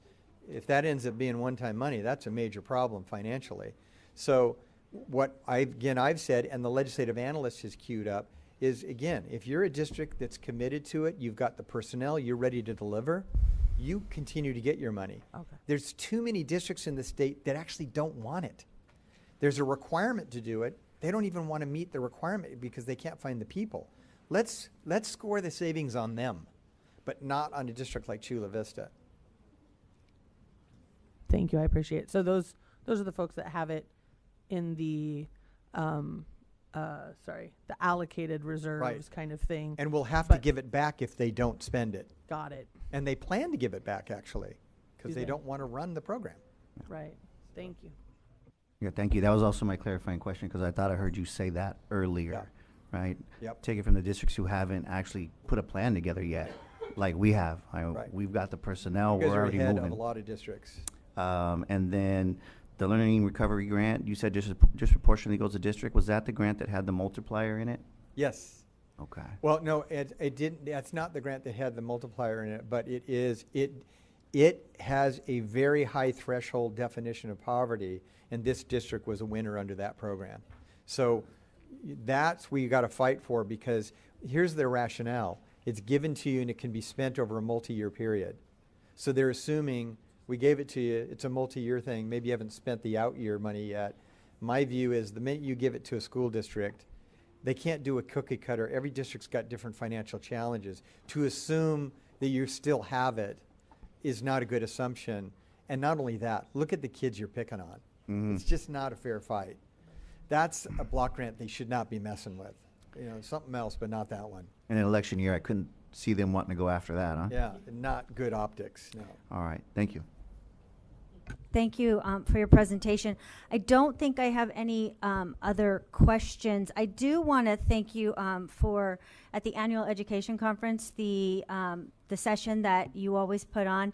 I do have a request, though, because it is so popular, and the room it was in, I think, was big enough. We need to make sure that everybody has a seat in That's the there. bigger So room. yes, because you sent out beautiful invitations and reminders saying, "Hey, we're going to be there. Yeah. We're going to do this presentation," and some of us were sitting on the floor, which Yeah. is not no fault of your own. But I appreciated that actual session every time it's presented, because you do give a comprehensive overview of everything that could be coming down the line, and so it's really good for us to be able to hear that as board members, so that we can come back and have Great.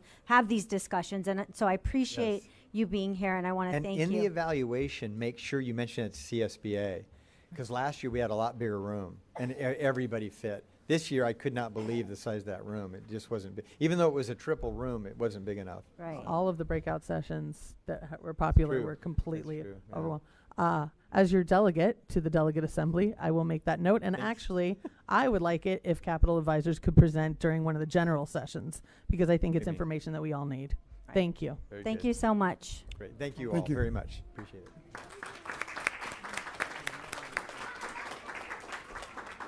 With the board's approval, I would like to, and our labor partners' consent, I would like to move the general communications before our communications from our labor partners, so that our students can get home and in time for school tomorrow, in bed time for school tomorrow. So I'm going to read the oral communications. Oral communication section provides the public with an opportunity to address the board on non-agenda items. Persons wishing to be heard may attend in person and should complete a request to be heard card and submit it to the recording secretary before the start of the meeting, or call 619-679-9001 prior to the start of the meeting. Telephone line opens 1 hour prior to the start of the meeting. Speakers are requested to limit their remarks to 3 minutes and speak in a respectful and professional manner. The board shall limit total time for public input on each topic to 20 minutes. With board consent, the president may increase or decrease the time allowed for public comments depending on the number of persons wishing to be heard. No board action can be taken. And before we start the general comments, I'm going to ask that if any student or any child put in a card to speak, that they be allowed to go first. So parents, if you know that you asked your student, if you can just get up and say your name, and I'll pull the card. So if any students, and just Lauren. Ariella. Okay, so Ariella Ramos, and then. Sorry, there's a few, so let me just.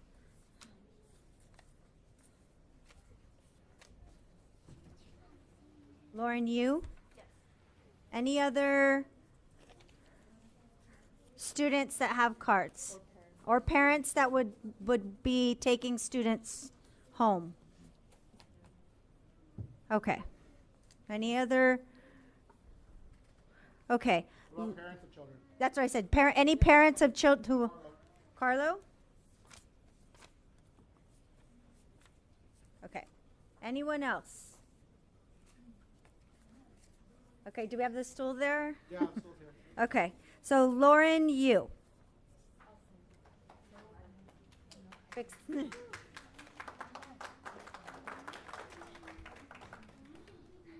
Hi, my name is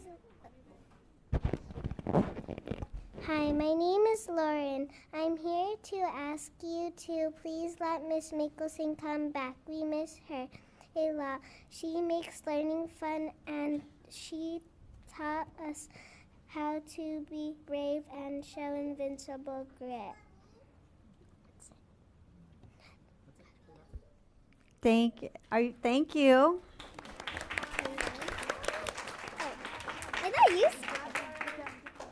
Ariela Ramos.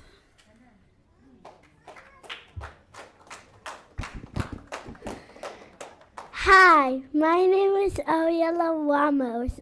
I'm here today to support Miss Mickelson back. We really miss her. She did fun learning for us. It was very fun with her. I just want her back. And she was a very nice teacher. She did educational. She did perfect. She was the perfect teacher that I ever saw in my whole life. I give my teacher a 10 out of 10 of her learning. I just love her learning. It's educational and very fun. And I don't want her to go. She was the nicest teacher that I ever saw. I just don't want her to go. If she leaves, her educational learning will be gone. But I don't want her education learning to be gone. It's very fun, active. Everybody did it. It was the fun participation ever. She did everything that we like, fun stuff. It was just amazing. I don't want her to go. It was amazing. The best teacher that I saw my whole life is Miss Mickelson. It's amazing. I just love her. Thank you. Carlo. Hi, board. As you can tell, the kids are a little restless, so I'll try to keep it short. I'm here representing 3 of my kids, or I have 3 kids that go to Fahari Jeffers. I'm also here to just show you what these kids, what Mrs. Mickelson really means to the children. They have anywhere else to be. They could be anywhere. They could be at soccer practice, they could be playing video games, they could be doing homework, which they should be. But they're here because they love her. They don't just love her because of she's their teacher. They love her because of the community that she created with them. The entire 4 months that she was with her students. She created such a community with them, with the students around them, with the entire school. She would invite others of the school to come into her classroom after school. She didn't have to do this, she did it on her own, to bring them in so that they could have a space to have homework time. This is a teacher that Fahari Jeffers should not let go. This is one that we are all trying to fight for because of what she has done for these children. You tell them that she doesn't come back, I don't want to have to see them all crying in line when they said, no, she's not going to be here again, or no, there's another substitute for her. Like, there's a real emotional connection that she's created in the short time that she's been with them. That's rare. You know how rare that is. Why would you give that up for these children? I wish I could say more. I really wish more of them would speak, but she didn't get through that lesson with them to go up publicly speak again for what they believe. Give her that chance to finish the year, please. Give them that chance to regain their teacher that they love so much that they come here 2 meetings already. Will they have to come to a 3rd one to find out what happens? Or will they know relatively soon? And please let them know, because they are really waiting for their teacher to come back. And if it's something that you can't happen, you're gonna ask us parents to break their hearts again. That's what's gonna happen. And I really don't, thank you, Derek. he really wants to talk and go at the same time. So I appreciate that. Thank you for letting us speak. Thank you. I know you probably had a closed session and you may have already made a vote. We don't know the solution of that or the resolution of that. If it's for her to come back, that would be so great. If it's not, please reconsider. Thank you. Thank you.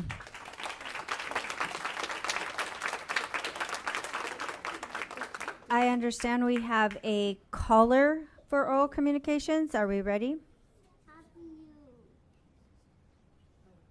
In the meantime, is there any other parent with a child that has submitted a speaker card? Okay. Caller, are we ready? They don't have a name, just a number. Caller?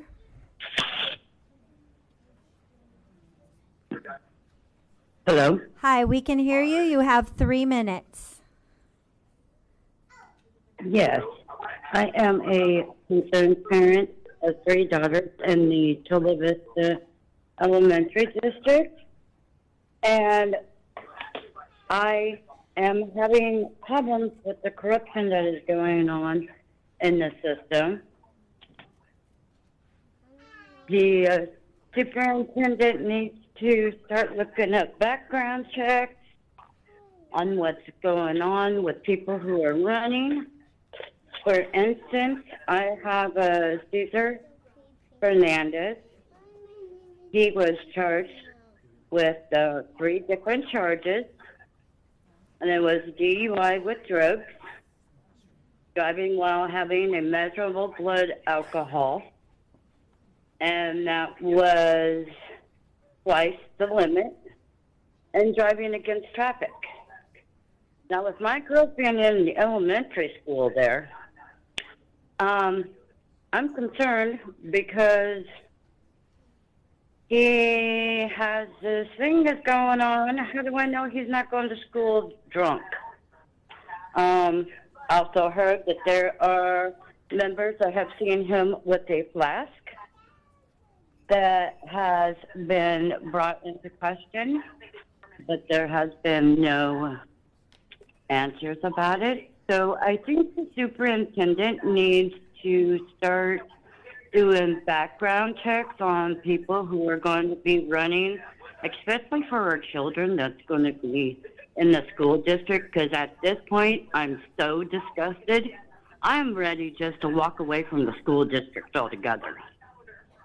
So this needs to really change. A lot of corruption going on, and my children are in the school district, and I do not like it. So I wanted to bring it to your guys' attention that this needs to be investigated further, and people running really need to have background checks, especially around our children. Our children are our children. Thank you very much. And that's it. Thank you. I will be calling up speakers in 3 so that you know that your names, so that you know when you're coming up. Fuji Shura, Martin Vera. Can you see that? I can't read that. Can't see. Vera Perproskis, sorry, I can't read. And Anna Kendrick. So Fuji. Yes, here. Guys, 1, 2, 3. Thank you. Mr. Fuji here. All right. Hello, everybody. First and foremost, let me get to the show. 3 minutes I have. First and foremost, it's come to my attention some parents have told me that Kate Bishop has not pledged allegiance with her hands on her heart on multiple times. That is a concern. If this is not true, then please let me know. Also, another part, a lot of teachers have concerns that they're not getting the pay increase that they requested. I believe 20% is fair enough. And another thing, we need the financials. You know, I'm running for Congress for California's 51st Congressional District, so I could really help. Why? Because in Congress, we could allocate funds, as the other gentleman alluded to. But he was very dishonest with we, the public, and the taxpayers, and educators like us. What? The majority of funding from our public schools, where do they come from? Can anybody answer? People, please? I'm an educator. I'm asking you a question. County, state. Not the majority of the funding for our schools do not come from DC. Some does, but not all of it. The majority comes here. What does that mean? We are a one-party state. So we have to fix it. Do not blame Democrat, Republican, so forth. That's not right. This is honest with the taxpayer and our brave teachers. And another thing, what's really important is we have cameras here. Well, for me, all the most important students, our students are more valuable. Let's put cameras in the classroom. I'm proud of me being an educator. I have nothing to hide. Let's put classrooms to be a safe place. We need cameras in the classroom, not just here. And that is something I would do working for you in Congress to get you those funds. But you guys have to work with me. Forget politics. This is not a Republican, Democrat problem. This is an American problem. Matter of fact, I'm the founder of a new political party called Maria, Movimiento para Reformar Inmigración Ahora. Porque sí se puede si trabajamos juntos. Nuestros niños son el futuro. Y necesitamos luchar juntos, no republicanos, demócratas. Ya, sí se puede. We have to do it for our kids because time is running out. And another thing, this is going after bedtime, guys. They need to be home soon, okay? And we really need to speed up so the other adults with more information and concrete ways to help us, we could do it. Now, once again, I am a candidate for U.S. Congress, Fuji. You can learn more at munerasoy.com. All of you could contact me, 805 now vote, or look at my policies. And I love being an educator to make technology easy. The website is www.elementary.school. Can anybody remember that? Anybody could repeat that? Elementary.school? Come on, guys, we're adults. Can we? I would appreciate it.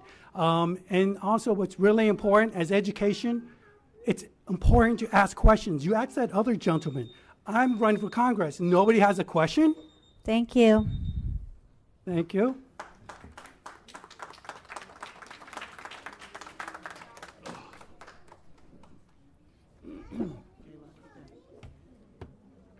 Good evening. Thanks for giving me the time to speak to you, board members, parents, grandparents, and of course our children that are Please getting address the educated dais. here. Thank you. And our children that are here that are being educated by you. I am also running for office. The office I'm running for is United States Senator. But as I'm going to all these different meetings that are important to me, like educating our children, I am here to provide solutions. I appreciate teachers, parents, and grandparents for shaping the future of our children. Tomorrow approaches swiftly, and the responsibility to carry on the rest of the world is coming for our generations of children. I know it's taxing. I know it takes a lot out of us. I spent 20 years with my daughters, educating them when I was tired and didn't feel like doing it, and I appreciate everything that everyone in this room has been doing, and I'll support you any way I can. And have a pleasant evening. Thank you. Thank you. Anna Kendrick? Madam President, could you repeat the last speaker's name? Martin V. Martin V. Got it. Thank you.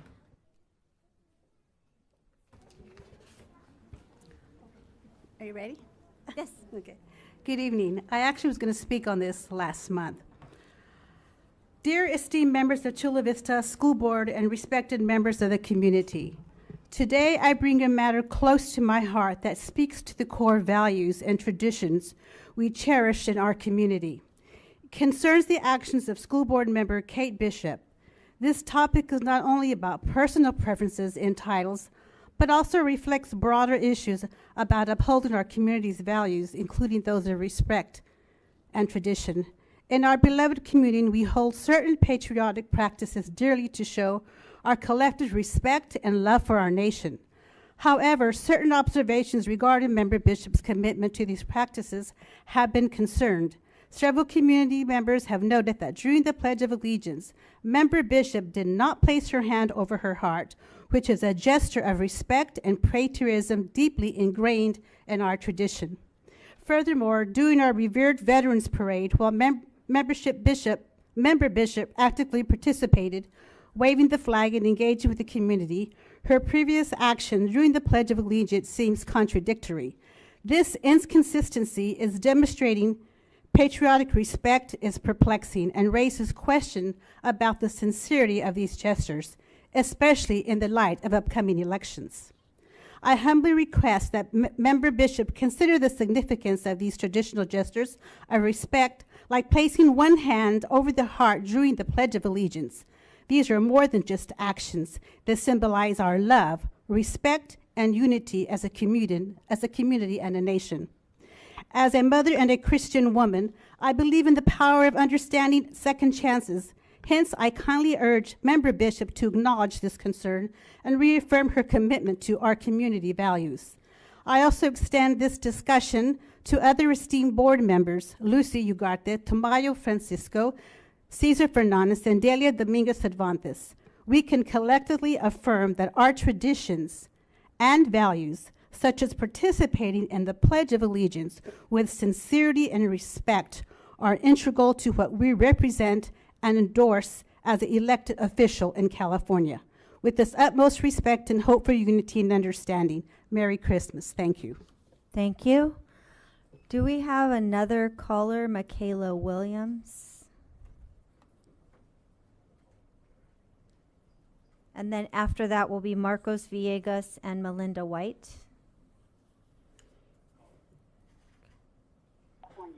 With this utmost respect and hope for unity and understanding.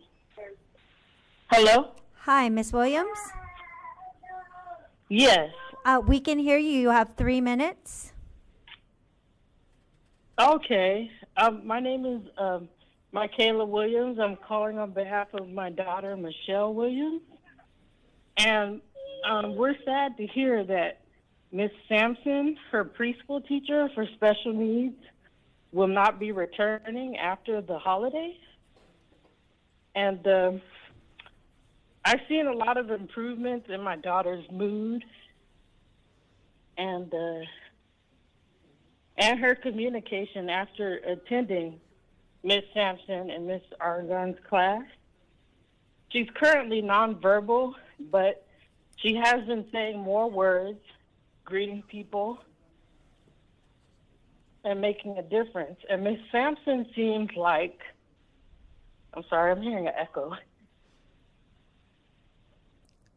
Ms. Sampson seems very passionate about her work, and I'm asking the district to reconsider and let her return to her class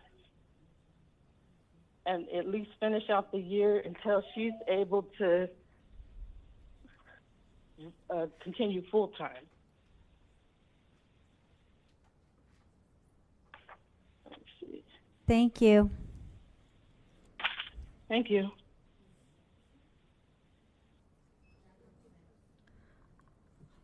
Marcos Villegas.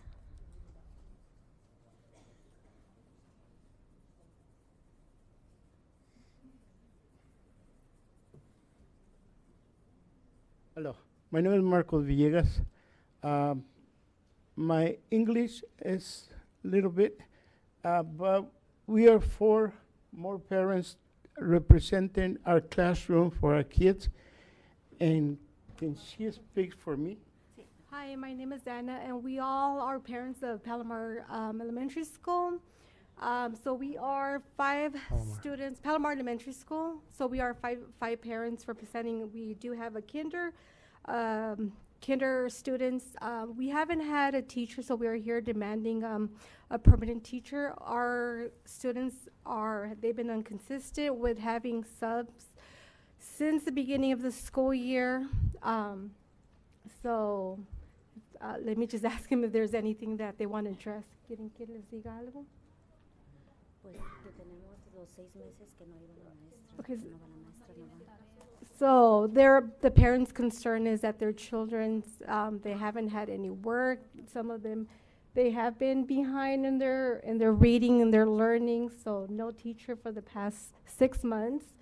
Actually, also, I did also address with the principal, letting her know if there's anything that she could do to get a permanent teacher. She comes in and throws it back at the board, that the board doesn't tell her anything. So there's a lack of communication there.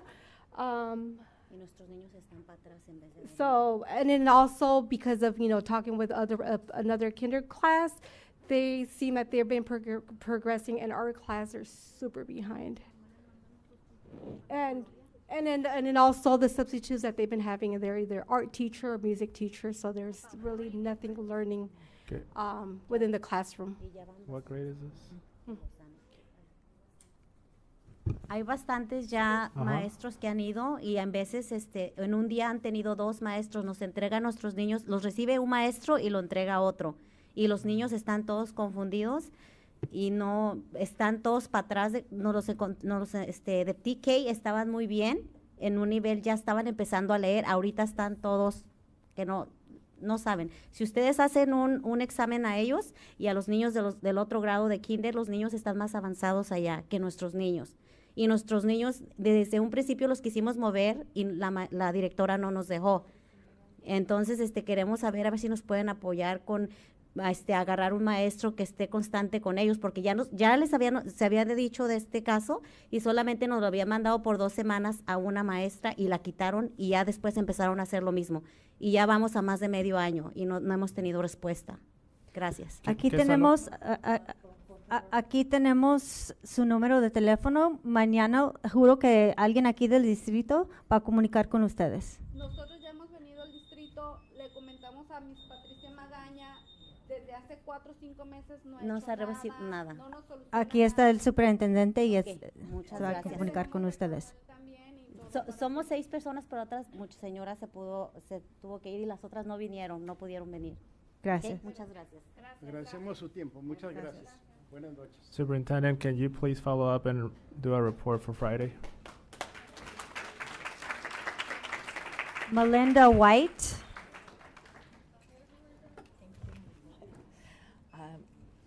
Hi, ladies and gentlemen of the school board. I'm here representing special education teachers. So my topic is about special education.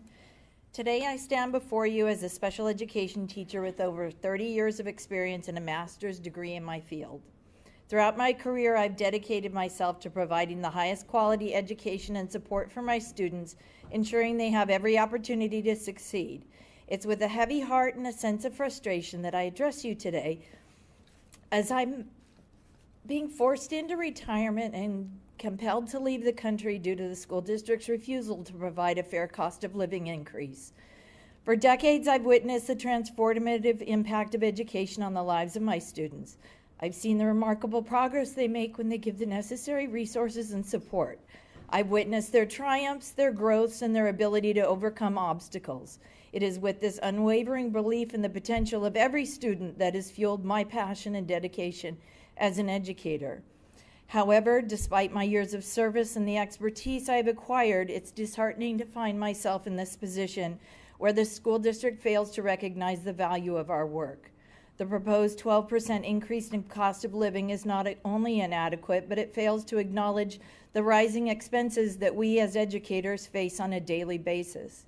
When I punch the numbers and calculate a fair 22% increase, it becomes clear that the school district's offer falls short of what's reasonable and just. I implore you, esteemed members of the school board, to reconsider your stance on this matter. By refusing to provide a fair and equitable increase, you're not only disregarding the contributions of dedicated educators like myself, but you're also jeopardizing the education and well-being of students. It is essential that we attract and retain highly qualified teachers, as you can see from the previous speakers. We are motivated to provide the best possible education for our children. Fair compensation is a crucial component of achieving this goal. Oh my God, my legs are shaking, okay? I don't even shake when I teach. How come I'm shaking right now? As a result, you're supposed to laugh. As a result of the school district's refusal to comply with a fair cost of living increase, I find myself faced with the difficult decision to retire and sell everything that I own in order to seek a better future elsewhere. This is not the path that I envisioned for myself after dedicating my life to the education of our youth. It's disheartening to think that my years of service, my expertise, and my commitment are not being valued as they should be. I urge you to reconsider your position and recognize the immense contributions of teachers like myself. We are not asking for unreasonable demands, we're simply asking for fair compensation that reflects the rising cost of living. By doing so, you'll not only retain experienced and dedicated teachers, but you'll also send a powerful message that the school district values and supports its teachers. In conclusion, that was supposed to be a joke too. I want to express my deep disappointment in the school district's refusal to provide a fair cost of living increase. I hope that my story serves as a reminder of the importance of recognizing and valuing the contributions of educators. I was just thinking about you, Sharon. Thank you for all your support. Let us work together to create a system that honors the dedication, expertise, and passion of teachers, ensuring that they're provided with the financial security that they deserve. Thank you for your attention and consideration. Thank you.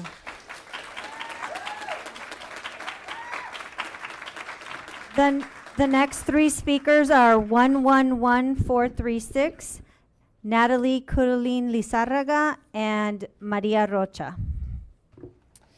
Good evening. In May, I came here and I advocated on behalf of safety when there was a weapon discovered on campus. Last month, I came and I advocated on behalf of having ABAs in the schools, maintaining our impact teachers, the intense workload, and the poorly prepared PD that we've had to suffer through this year. Now, today, I'm finally here advocating for myself, my story. I went on maternity leave in October of 2020. And if it wasn't for colleagues, I would have never known about my opportunities or options like baby bonding leave. I had no idea about any of that kind of stuff. Peg Myers finally, after months and months and months, touched base with me in May of 2020 to discuss my unpaid family leave options. I'm grateful she did that. I wish she had done it earlier, but I'm still grateful. So I went on the sub list for the 2021 school year. I subbed. You'd want a veteran teacher subbing, right? You guys needed teachers. I had regular email access. Nothing was taken away. I felt I was in the loop. I felt included. I was updated of opportunities such as Sunny's book club that she was doing for math. I knew what was going on. However, in August of 2021, without any notice, I was suddenly locked out of my email access, yet I had not resigned. Confused, I called the help desk, and April Bowman, who was subbing, reinstated my access, and a few days later, yet again, I was locked out. I was advised to contact HR, in which my very rocky relationship with HR began. When I think of the word resources, I think of tools that help people or things. When I think of the word human, I think of someone who has feelings, emotions, and empathy. This was not my experience with Angela, Jorge, or Jason during that 21-22 school year, especially January 21st to April 21st, which all of you were a part of those emails. Angela explained to me that you lose your email when you go on leave, but I'd like to note that it wasn't the most empathetic conversation, and right afterwards, I took myself immediately off the sub list because of that very conversation. And I question, why was I allowed access to my email account the entire first year, but not the second? When I spoke to Trustee Bishop about my frustrations in March of 2022, she noted that my email access didn't cost the district anything financially. By blocking my access, I, as a veteran teacher, had lost the ability to remain in the loop. I lost access to keep myself updated and also educated with that of any of the student programs and the apps, as well as the resources of the teacher portal. I felt out of the loop, out of opportunities and updates other than what was just from my union and from word of mouth. I'd like to emphasize I didn't resign. I just took an unpaid leave to raise my own infant after spending previous 18 years investing in your children and those of LAUSD. I'd like you to please make sure that in the future, have some kind of language where when someone goes on leave and they don't resign, don't take them out of the loop. it makes you feel really disconnected and hurt. So please, it's a really easy fix. Thank you. Natalia Lizárraga. She might be with that one. Natalia. I believe they were part of the same group. Maria Rocha. Same thing. Delfina Gonzalez.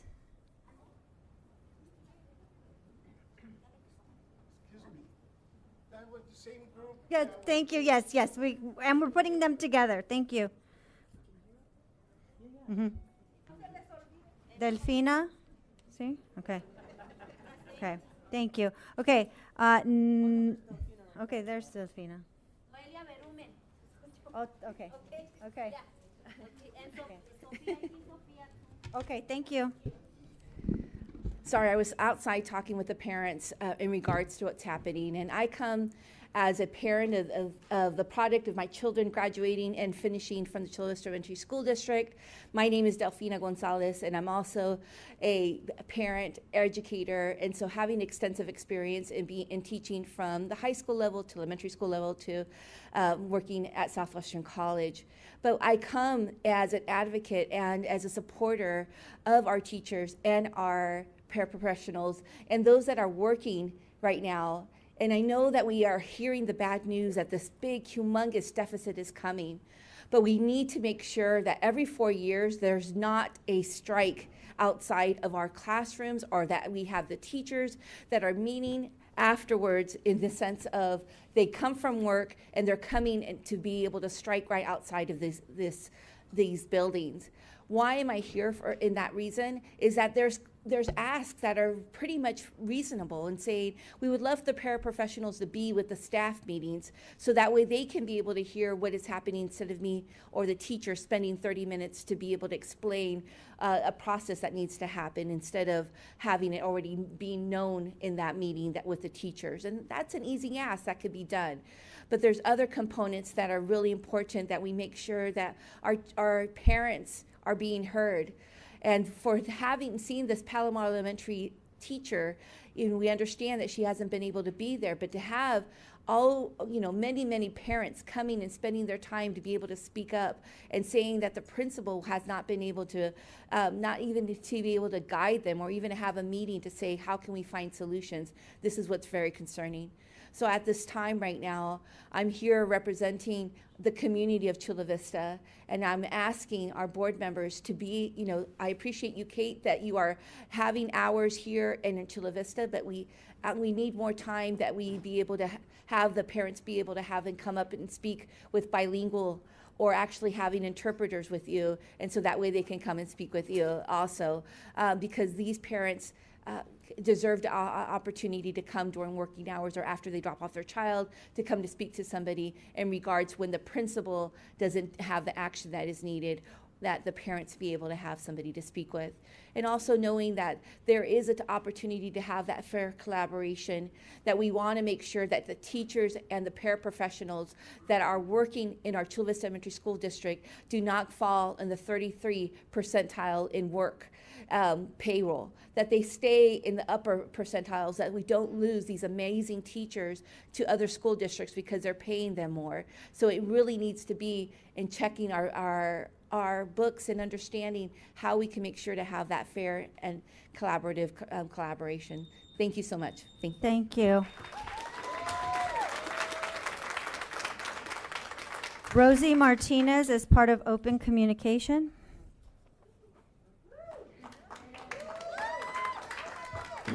I knew I wasn't going to fit this into my 5 minutes, so bear with me.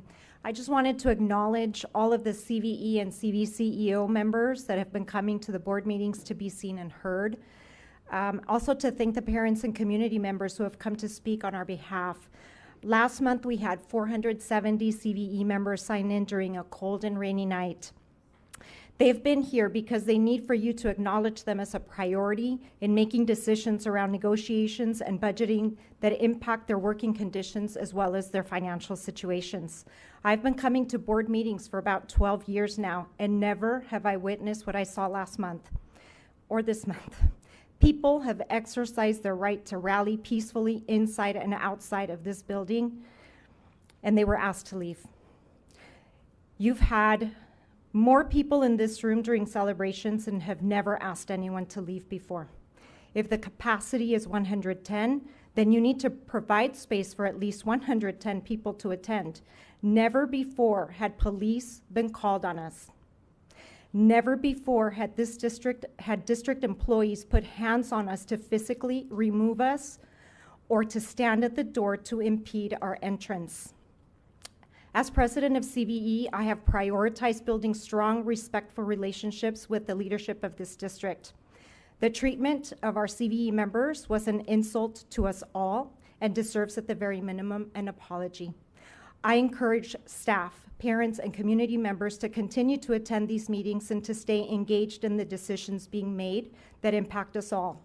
I'm a strong believer in shared leadership. That is why I advocate for community schools language. If the district truly supports this work, you must create a space and a time for your partners to have a say. That includes parents, students, and staff. For a district of 50 schools, this room is simply not equipped for all of us. Thank you. Thank you.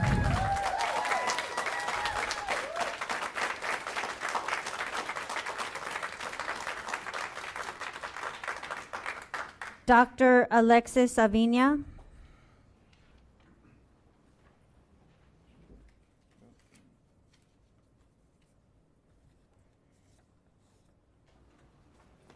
Hi, good evening. Members of the school board, administrators, fellow community members, educators and staff, and esteemed guests. My name is Dr. Alexis Avina, and I'm a candidate for a seat on this school board. I stand here in front of you today as a parent, a Chula Vista Elementary School District alumni, a committed advocate for our students, our educators, and the entire school community. I'm here to share my support for our educators and staff during this collective bargaining process. As the backbone of our educational system, our educators and staff must receive the support they need and deserve. By supporting our teachers, we are investing in the quality of education we provide to our students and contributing to the strength and vitality of our entire community. Right now, our district has the opportunity to demonstrate an unwavering commitment to educators' well-being, professional development, and the overall success of our educational community. Here's how: safety. Our teachers dedicate themselves to creating a nurturing and secure learning environment for our students. It is our duty to reciprocate by ensuring that they too feel safe and protected within the confines of our schools. Also important is the issue of working hours. Our teachers invest not just time, but their passion and commitment to the educational growth of our students. We must recognize the value of their efforts by ensuring reasonable and fair working hours. Finally, we must advance the progress in our community schools so that we can expand and provide equitable access to quality resources needed across our communities. I leave you with a critical reminder: the success of our educational system is intricately linked to the morale and satisfaction of our educators and staff. Let's remember that as we move into negotiations on December 18th. Thank you. Thank you. There are no more speakers.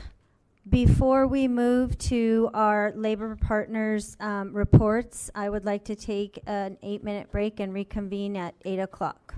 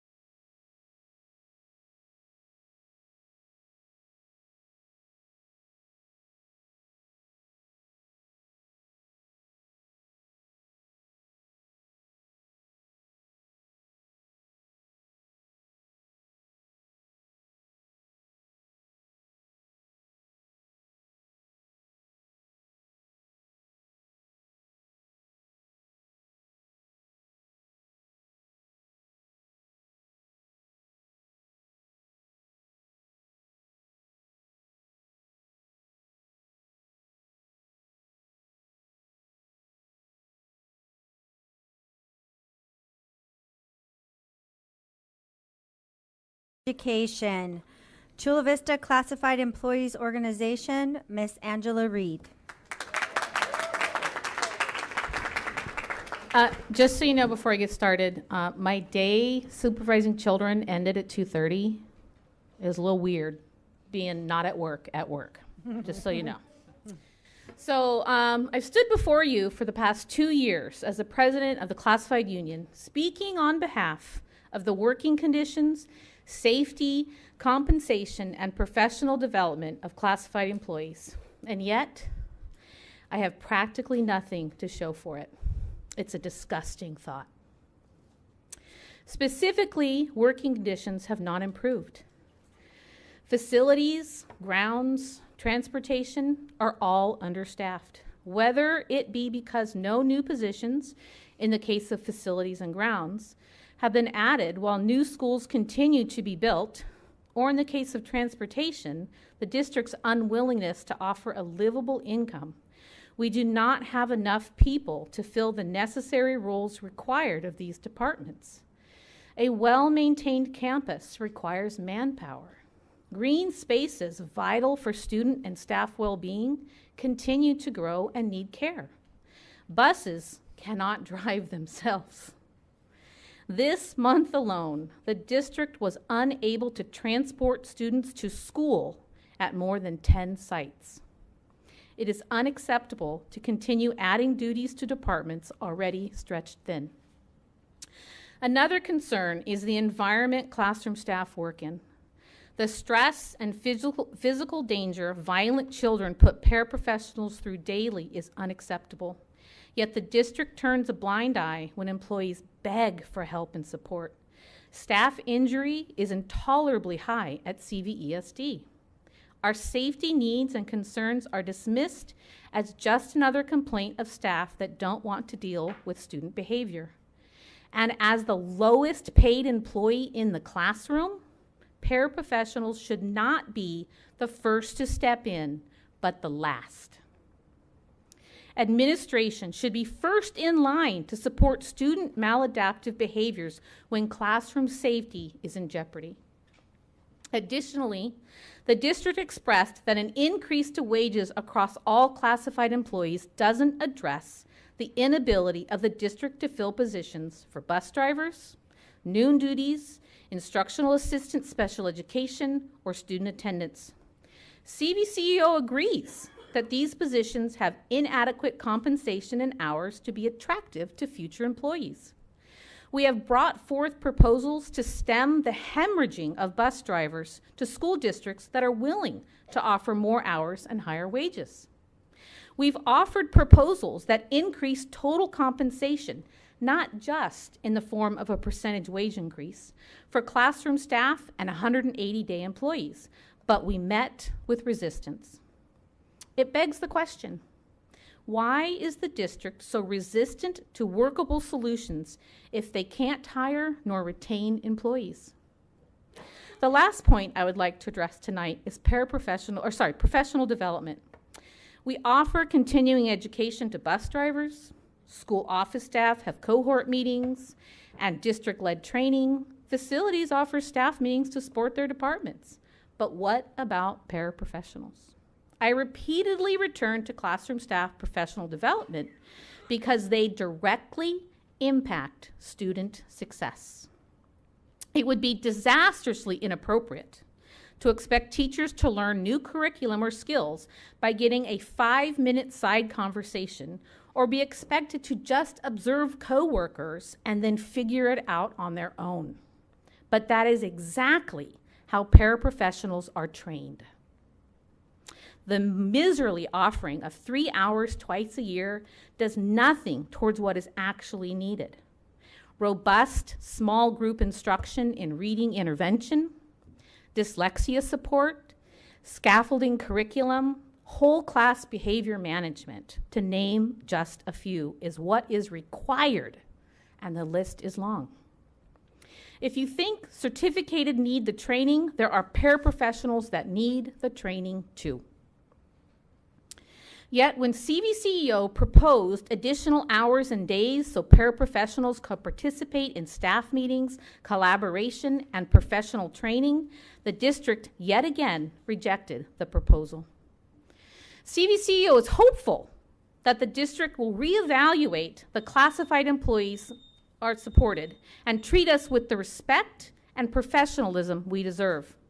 If the message the district is sending to classified employees is that we are disposable, then your job is a good job, and the message has been heard. Thank you. Thank you. Chula Vista educators, Rosie Martinez. Good evening. Bargaining continues to be the topic of interest. CVE can feel proud of some of the gains that we have made during negotiations, but there are items that continue to concern us. CVE's bargaining team is committed to reaching an agreement, so they're willing to come during their winter break to finish up. We still have hours, safety, and community schools at the table. We share an interest in having language that addresses some of the safety concerns that have been repeatedly expressed, like student behaviors, appropriate staffing, and safe campuses. In the hours article, we are still discussing committee work, professional development, and toileting. We are unclear as to why the district has dug their heels to the ground in this issue, but we've been clear that we will never agree to this language. Lastly, community schools. The district, as well as this board, have embraced the 4 pillars of community schools, but refuse to commit any language that allows for this work to be sustainable. I hope that we can come to an agreement about this for the benefit of all of our students and their families. As for the concerns left for CVE, we are unable to come to an agreement around class size for special ed. These are our most vulnerable students, and yet the district was unwilling to create any caps. CVE compromised on additional aides in the classroom after 15 students in mild mod and 12 in mod severe. This is not creating the optimal environment for those students, nor can you hire those aides. It makes it impossible for teachers to meet the individual needs of their students. I hope that the special ed department recognizes this and is willing to work with us on keeping those numbers as low as possible. I shared with you an email from an SDC teacher so that you could hear firsthand what they're experiencing. This is not unique to this teacher, but sadly has become the norm. One of the greatest issues in our special ed classrooms is staffing. There are not enough staff members to cover the needs of our special ed classrooms. This is due to staff being hurt by students, so they're out on leave, or the district's inability to hire enough aides since they can make more money working pretty much anywhere else. Why would they subject themselves to the working conditions that we have created for them without adequate compensation? Another concern for us is the health cap. Insurance rates have gone up so much that it is impossible for families to keep up with the increased cost. You have staff members that work just to pay for their health benefits for their families, especially our classified staff. A $500 increase does not make a dent in this cost. Access to health care is a basic human right. Your employees should not have to decide between covering their families or paying their rent. CVE has bargained in good faith and stands by the agreements that we've made. We recognize that we did not get everything that we wanted, but appreciate the hard work of the district's team in coming to compromises on most items. We continue to celebrate language gained around evaluation and transfer and hope in our next round to make progress in the areas that we still need for our members. CVE stands united with our CVCEO brothers and sisters and supports their effort to gain a fair compensation package for them. The past practice of Me Too is not written anywhere. We believe that you have a moral responsibility to do right by all your employees. You have staff members that are not making enough to meet the needs of their families. Just as you ask us to differentiate in the classroom to meet the individual needs of our students, we urge you to do the same and meet your employees where they're at and give them what they need and deserve for their hard work. CVE acknowledges that we cannot do our job without CVCEO. CVE's working conditions and the learning conditions of our students are greatly impacted by the lack of aides. You have about 100 classified positions unfilled, not because people don't want to work, but because they can't afford to work here and make ends meet. Seeing the beautiful artwork that our students created for our holiday cards, we are reminded of the spirit of the season. Before you wish us all a happy holiday tonight, please ensure that we can all provide for our own families. Thank you, trustees and Dr. Reyes and district leadership for being open to hearing all of our concerns. I know that you too have also worked very hard and are part of what makes this a great district. I wish you a restful break and hope for a new year that is positive and productive. Thank you. Thank you.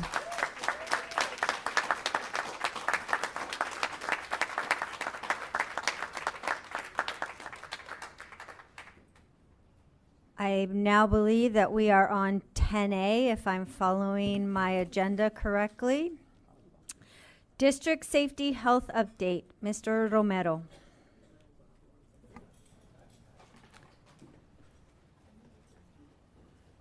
President Ugarte, Governing Board, and Superintendent Dr. Reyes, it's my pleasure to do our quick update for our safety of our school site. Our mission is to make CVSD not just the best place to be, but the safest schools in the country. And we have an active district safety committee that brings concerns and recommendations to our staff on a monthly basis. So this month there was a concern that school staff visiting or working on campus after hours. So the ability to make sure that our campuses are safe when there is an employee who is working either late at night or on the weekend. So the recommendation from the committee was that staff should be allowed to come on campus when custodial staff are present. This would ensure that, that we have some level of security on our campus, but also if there was an emergency, someone on site to address those needs.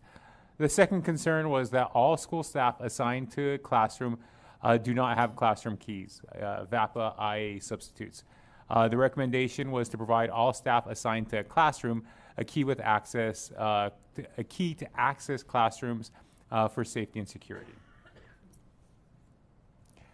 Security preparation. The CSSPs are our district and state approved school site safety plans. All 50 drafts have been reviewed by our safety department. Recommendations and corrections have been provided to the school sites. The CSPs will have a final review, which is in process right now, and the final additions will be brought to the board in our January governing board meeting. Security training with Ahmed Wiggins, who has joined our team. He's a seasoned trainer, and we've updated our training policies and are continuing to reach out to our school sites and to our schools. We're providing active shooter trainings, emergency response trainings, and using staff orientation time to provide those trainings to our staff. So future projects that we have planned is that we are going to be starting monthly safety videos, which involve just short 2-minute safety videos to send out to our staff regarding either new topics or topics of concern. We have scheduled, Delia and the governing board who has asked for this, this is our parent school safety forum. We have scheduled that for February 6th. The topics will be personal preparedness presentation and the review of our CVSD school security response programs. So our community should be on the lookout for a flyer coming out on that, but the date has been set for February 6th. We're currently revising our CVSD emergency operation plan. It's a 70-plus page document. Once completed and approved, we'll be beginning to exercise and implementing those recommendations. Training. So a couple new trainings that we've added to our trainings that we're offering is one called Stop the Bleed. Ahmed Wiggins is a Stop the Bleed certified trainer of trainers, and we'll be providing that training to our school sites, and then the personal and professional preparedness training that we're doing at our schools right now. Tabletop, TTX, is exercises and drills and scenario-based disaster preparedness. We are going to be bringing out these trainings to our school sites. All of these, with the implementation of AGIX starting in January, our continuous commitment to making our schools the safest in California. Thank you. Questions? We have one speaker on the topic tonight, Tanya Williams.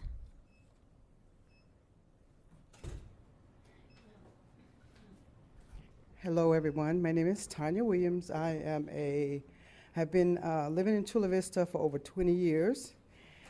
My kids attended Chula Vista Elementary School and they graduated high school here. First, I want to thank Dr. Reyes and Board Member Fernandez for helping me with my special need grandson. But I also wanted to commend you guys on your safety program.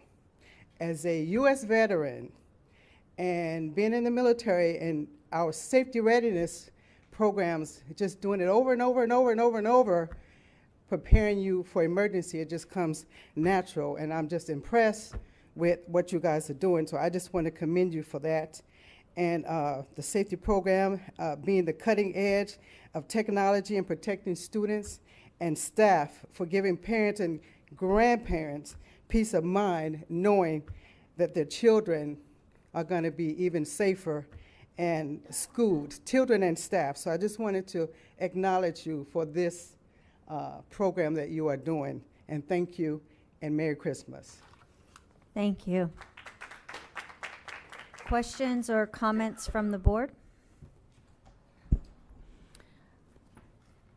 May I direct myself to Mr. Romero's presentation, or should I share with you how wonderful I think it is? Well, you can tell him that. I'm always excited to hear the progress and how we're rolling out safety features. We just can't have enough of that so that everyone feels safe. My only question or request would be that we ensure that all staff gets the training.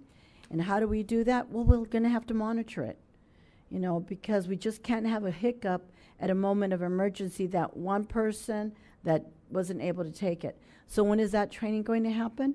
Before or after school?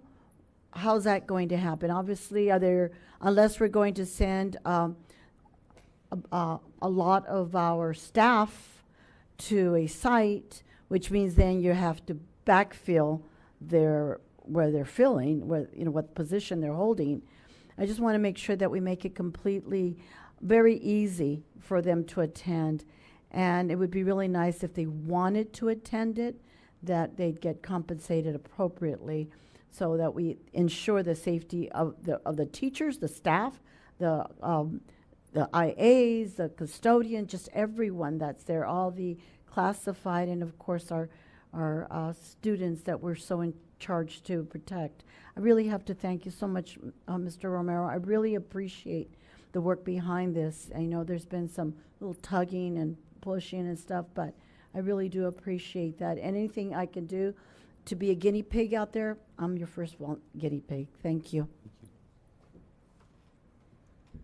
As ever, I want to thank you, Mr. Romero, and the Safety Committee for all the work that they do to care for our children and our staff. It's so important that we are looking out for these folks. I had one question regarding the walkthroughs that we did and the conclusions that we came to on the list of things, and that was like the time. Second question, 2 questions. One is what time is the parent forum on the 6th? And then the second one was the follow-up on the list of things. Great. So our current proposed timeline, and I'm going to bring this up with Dr. Reyes, was 5:30 p.m. And so, but I'll talk to the superintendent to verify that. But that was our initial proposal. Last time we had it at 5, and there we moved it. Yeah, we thought about maybe moving it a little later to make sure that people could get there. So 5:30 is the proposed time. And then to follow up with the SOBA group, the proposals that they're doing, we're actually, the work that's been happening, each school is producing about a 70-page document. So we're in the couple thousand pages. And so we're actively working with the SOBA group to synthesize some of that information. and make it manageable, so we're not presenting the board with 6 binders of information, but letting the board know that we have those 6 binders available if needed to look through. So our goal is to bring that to the board for the January board meeting. Thank you. I appreciate you and all of the group. Trustee Tamayo? No comment. Thank you. Trustee Fernandez? Just a quick question about communication during our ELOP hours before or after school. Do the folks that work those programs, let's say there happens to not be an administrator on campus at that time, because they work late, right? They're till 6 o'clock. Is there a way for them to communicate with Mr. Cortez or Mr. Ahmed directly if there's like a threat? Yeah, and so we work just very similar to our YMCA programs. Okay. Where we've been have that past practice of communication to those folks that are available till 6:30, or actually whenever when needed. So we do have Ahmed and Jose actually have district phones with direct numbers that are, they can silence their personal phones, they can't silence our phones. So they're available pretty much 24 hours a day, and they have direct access to those people. So yes. Thank you. President Ugarte, I had one more thing. Do you mind? Is that okay? Pardon me? Harborside Elementary School. I attend every city of Chula Vista council meeting I had for years for personal reasons, and then as I attend, I see the huge overlap. Decisions made there have a direct impact on what happens to our community, our students, our parents, our families, us. We live here. The Harborside Park yesterday is going to be reopened, okay? And one of the reasons they gave for closing it initially back in August was that the homeless situation, the encampment. Well, that park has been enclosed, and the unsheltered seem to respect the fence. If you drive by there, there's nobody in there. They respect fences. That's odd oxymoron, but they do. But they're all up alongside industrial, where it backs up right into our school, Harborside Elementary. And yesterday, the city of Chula Vista did I don't know what the correct or the appropriate term would be, is to remove all the tents that were there. There are about 80 of them. I drive by there to see. My sister and I we have seen drug activity right in front of our eyeballs. They don't care. It's their town. And they've moved that along industrial where our schools are. They've got these pipes, these funny smelling little whatever they're smoking, who knows what's in there. I've seen prostitution there. I've seen a naked person. Children are going up and telling us that they see, and little children saying, I don't want to see those nasty things. They're seeing on the ground. So I'm talking about what we can do. There should be a very deliberate partnership with the city, and I know I've spoken with Maria Cachadorian about it, and I know that Dr. Reyes and she have periodic meetings, but that piece has not seemed to have been locked up. The city is going they're moving forward on it, becoming a stronger ordinances to be able to remove people that do not want help, that do not want to go to rehabs or detox places or something, because other people choose to be there. They did a survey. Over 50% of the people that are there, they are not even from Chula Vista. They're coming from Imperial Beach, they're coming from National City, from San Diego, and an interview survey said that they're being given tickets and referrals to come to Chula Vista because HHSA is there, the Health and Human Services Agency is right there, which provides the methadone, their debit cards for SNAP, food stamps, whatever you want to call it, and the other funds. So why, if you were homeless, why would you go away and leave an area that's providing you what you think that you need, the money, the funds? And again, it gets back to how it impacts our school. And it's been happening now for quite a few years, and I want to know what we're doing about it, what we're going to change. Children, parents, I have a niece that lives in that Brentwood mobile park, right there, across the street. Kids, even though parents want to keep them indoors, they get out. It's just really dangerous. What are we going to do? What have we done? What are we doing? Obviously we're going to do different things. Do we need to assign people, escorts, security, something for the children and families to walk to school? Some children do walk to school. You know, it's just dangerous. It's just very dangerous. Before that, they found a couple of dead bodies at the Harborside Park area. This is really dangerous. And our school's not going anywhere unless we get a bunch of money and we move our school. But our school's there. And I know that there's been some advocacy work. I'm on the Harborside Park Steering Committee, so I'm very familiar with the details of this.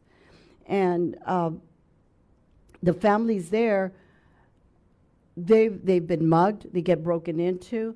So I know that when we had similar issues back in August of last year, there were syringes and things of that nature in the playground of that school. So I want to see, obviously that school needs a lot more security than most other schools, because the draw to that population, the unsheltered, the homeless, is HHSA, the Health and Human Services Agency. Unless they move, we're going to continue to have this problem there of safety, big time safety. Teachers told me that they're afraid to walk to their cars after school. Most teachers, quite frankly, most teachers stay for hours on end after their day. They're afraid to walk to their car. You know, some people have family members that swing by to pick them up. So I'd like to see what we can do that's very deliberate about sharing with the community that we care about the security and their safety, because they don't sense that. I know that was really long, but I needed to share the details. Thank you. Dr. Reyes? So, a couple things. First of all, you make a very good point, Trustee Dominguez Cervantes, that indeed the homeless situation on the industrial avenue, used to be the park, now it's the industrial avenue, is very serious because of the homeless situation, but also everything that entails. And many of our families walk through that area to get to school. My understanding was, same as you mentioned, that they were removed yesterday. But they're back. Oh, they're back. I drove by there before coming to our meeting, and there were also a few tents up there. There's prostitution. I saw a tent where a guy walked out. He was obviously, hygiene was well, didn't look like he'd been homeless. All these chains and stuff on him. What was he doing there? Your imagination can go anywhere. Where was he? I mean, he went in for a while. So one of the things that I'm doing activity. is I'm actually going to be meeting with City Manager Maria Kachitorian to look at how, because now that the park is open, so now Going to be open, not yet. well, it's going to be open. Now things are going to change, so the dynamics are going to change. Right. And so how can we work in partnership with the city? Because bottom line, it's about partnership with the city. Because yes, even though it's a city issue, we're being affected. Yeah, We're and being it's a impacted. county issue Yes. because the Health and Human Services is there. Correct. So I am meeting with the city manager to look at how the new dynamic is going to be with the park, and also what about the other area. And based on those conversations that I have with her, then it will allow us to look at, okay, so based on that partnership and the infrastructure or the structures that are going to be in place, then what do we need to do in addition to that ourselves to ensure the safety of our students and the staff? What's interesting is HHSA has hired 24-hour security for that building. Isn't that interesting? Even when it's closed. But for our students and our staff that's there, I think we fall short. Mm-hmm. And so we'll, as we transition into the now opening the park, etc., what we'll do is I'll work with Ms. Romero to look at where we are and come up with some ideas and share with the board. Right, and in the meantime, I think we need to consider something more urgent. I know Christmas break is coming soon, but something, I mean, you all work during the Christmas break, and what we can do so when the staff returns and the students return, there's also some presence that gives them a sense of safety and that they really do have, you know, the eyes on safety issue. Thank you. Thank you. Thank you. I just, follow-up question. The concern about being on campus after hours, I'm the daughter of a teacher, and I remember many late nights on our campuses. I'm just wondering what our input was from our union partners regarding that issue of not being able to be on campus without a custodian there. Right, so I don't want to speak for them specifically, but the committee's recommendation was to ensure that there was more than one person on campus. So most of our school sites have evening custodians, and so that should be addressed through there. But during break times and things like that, where our evening custodians come in earlier, just ensuring that they had more than one person on site at all times. There's things that some of our school sites are implementing that would be shared with other school sites, such as notifying the principal if you were going to be on school site, and the principal would then let you know if there's someone there. So just having that open communication with site leadership would address those concerns. Okay, are we able to ask our, no, okay. I guess I don't know if we could have that. No, that's fine. Okay. Well, if we can do, I can talk to the representatives and then put it on my Friday update. That would be wonderful. Okay. I would love to hear from all three of our union partners Thank you. on that. Thank you. I wasn't going to say anything, but since we dragged this along, who is part of that security meeting? Committee. Great. So we have all of our union leadership, if not them, representatives of their group. And so we just lost one. So Teresa Corona stepped up to be a representative for AACV. And then we have other members from other representatives representing our groups. So a couple principals, teachers. So would it be safe to assume that if there's representatives from our labor partners, they had input into that decision? So recommendation. Recommendation. Yes, it would be safe to say that. Okay. Yes. All right. Thank you. I don't, I'm gonna, because every time I see this, I'm gonna bring it up. I know, because principals are the leaders of each site, and so they obviously on safety plans are the ones that are overseeing what's being presented to the district and vice versa. And I've asked that our other labor partners, classified and our certificated, have a sign off on those plans. And I just was wondering where we are in that. And then how is the information that you're presenting to us, how does it get communicated outside of those committees? How does it get communicated to the staff, to all of our staff? The things that you present to us, because as much as we like to think everyone's watching the board meeting, we know that that's not happening. So how does this information get disseminated to staff? Right. So we do present whenever we have updates at our leadership meetings or at our principal leads meetings. Since each member is part of our safety committee, anytime we bring an update to the board, that information is shared at our safety committee. So things like our rollout of AGIX, it's without prejudice that we're constantly letting them know of those updates. So there's multiple channels that we go through, but we have talked about, and one of the things that we are going to prioritize starting in January is those monthly videos that we're going to be sending out. So those monthly videos, along with a half pager update, is going to be a great way that we communicate to all the people that may not have the access through the channels I just mentioned. Okay. Thank you. Thank you. All right, consent calendar. Look like that's not true. The following items listed under the consent calendar are considered by the board in one action. There will be no discussion on these items prior to the time the board votes on the motion unless members of the board, staff, or public I'm not request putting very many, specific actually. items to be discussed and/or removed from the consent calendar. At this time, I will ask if there are any items that the board will be pulling. And there's not that many, trustee Ugarte. Good job. Merry Christmas. Thank you. Number 7, please. 7. Well, Or excuse 11? me, I'm sorry, we did that. Excuse me, sorry. 14A. Or, we're 11A Oh, consent. you see, not very many. It was so short, you missed it. Thank you. Anything? Nothing? Actually, not on 11. I'm going straight Not to in 14. 11? Okay. I am sure. Ho, ho, ho, Merry Christmas, nothing for me either. I'll be the Grinch. Somebody's got to do it.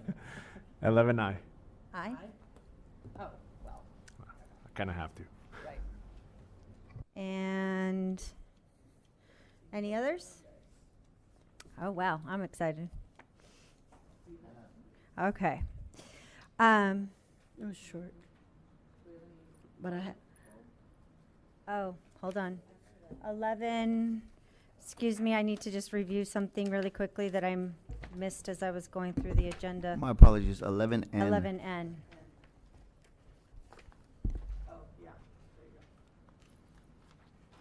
Okay. I also want to pull L, but briefly, just want to ask about rejection. Okay, I, L, and N. Do I have a motion to approve the consent calendar with the exceptions of 11I, 11L, and 11N? So moved. Do I have a second? Second. Moved by Trustee Bishop, seconded by Vice President Fernandez. All those in favor? Aye. Motion carries 5-0. Letter I. Madam President, letter I just need to recuse myself because I do work for the San Diego County Office of Education, and this does have a financial impact on them, so I would like to recuse myself. Thank you. Move to approve. Second. Moved by Trustee Bishop, seconded by Trustee Dominguez Cervantes. All those in favor? Aye. All those abstaining? Motion carries 4 yes, 1 abstention. Letter L. Just really quickly, just want to know, there's several items here that authorize rejection. What are the kind of, what kind of reasons do we have for rejecting these offers? Ms. Rosca? Sure. It's a general list of ideas here. Typically, it could be the responses from the bidders were not clarified as to, in this case, what was eligible for E-rate. So there wasn't that clarification on the responses. So we wanted to make sure that those services were eligible. So we rejected all the bidders. Okay. Motion to approve. Second. Motion by Vice President Fernandez, seconded by Clerk Tamayo. All those in favor? Aye. Aye. Motion carries 5-0.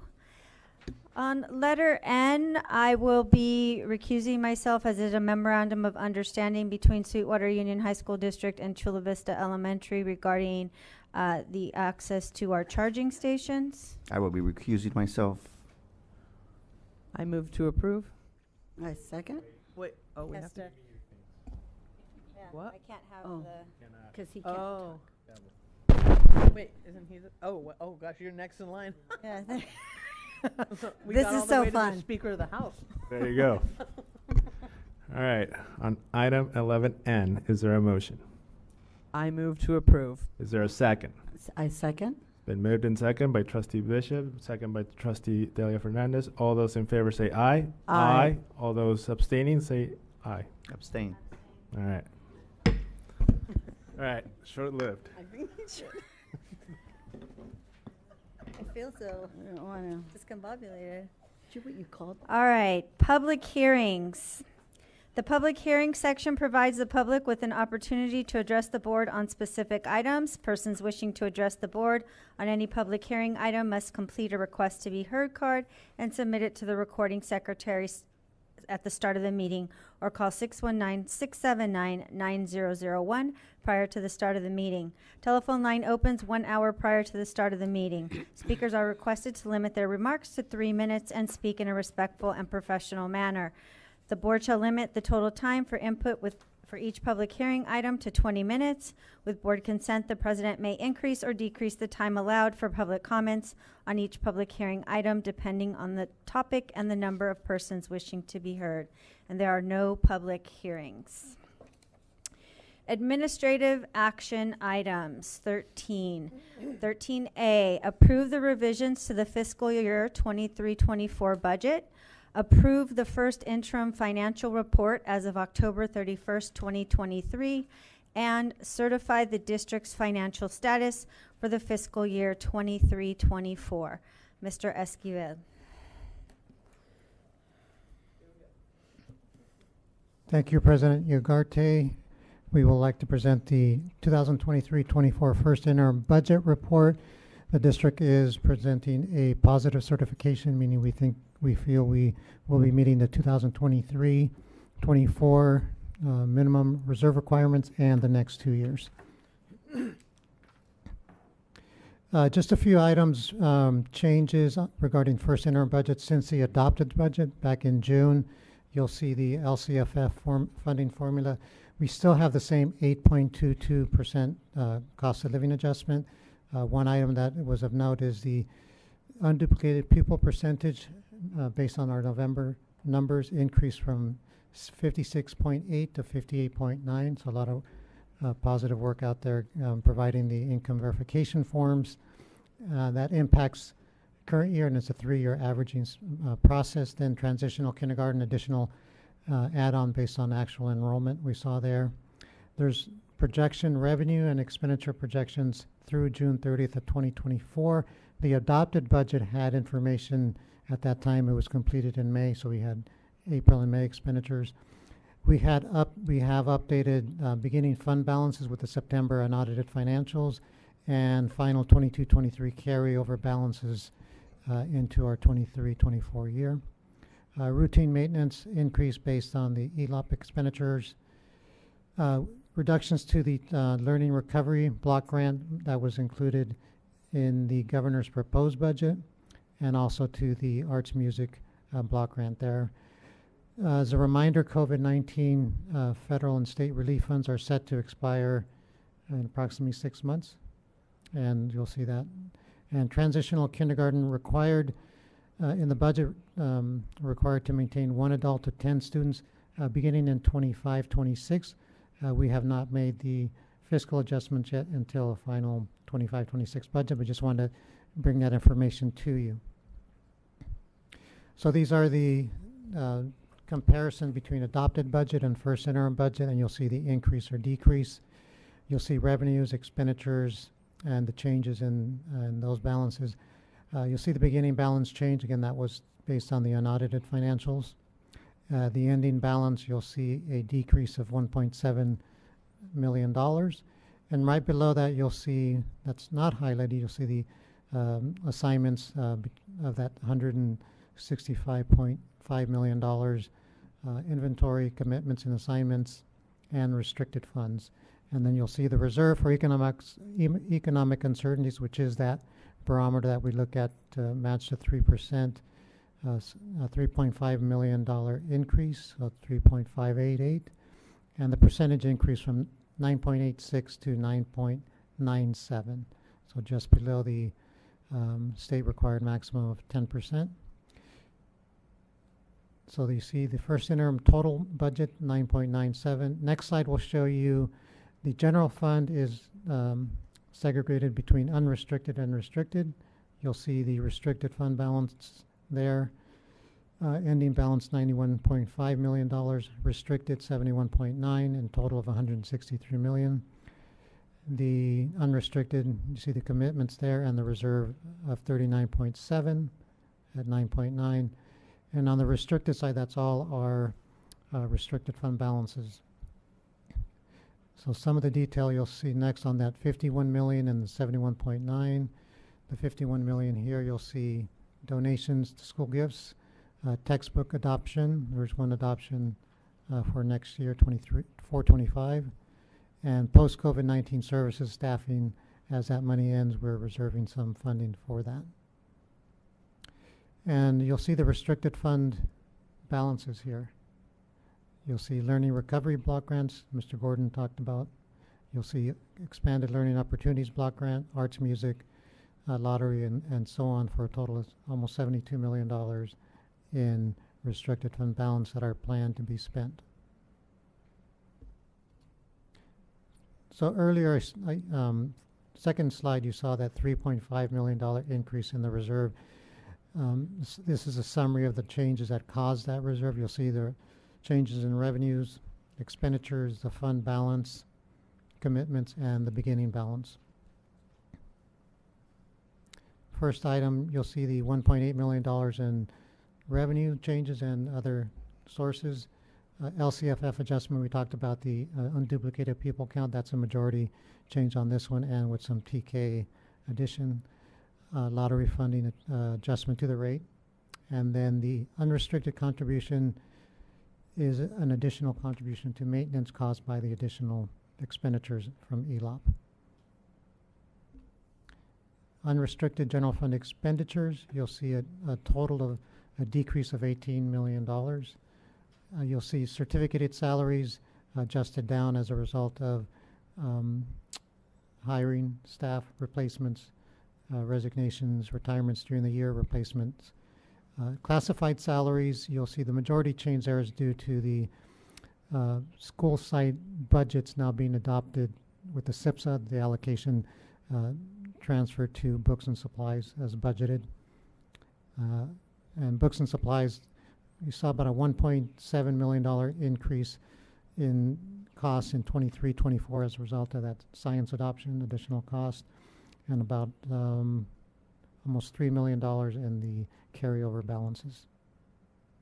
And services and operating expenditures, we saw some increases in IT network equipment and services there. Other indirect outgo, those are an increase of the indirect costs on the restricted funds. As restricted funds go up, our indirect rate increases and reduces expenditures. And here you'll see the changes in the designations at the first interim budget and the unrestricted beginning balance increase as the board adopted the 22-23 budget or unaudited financials.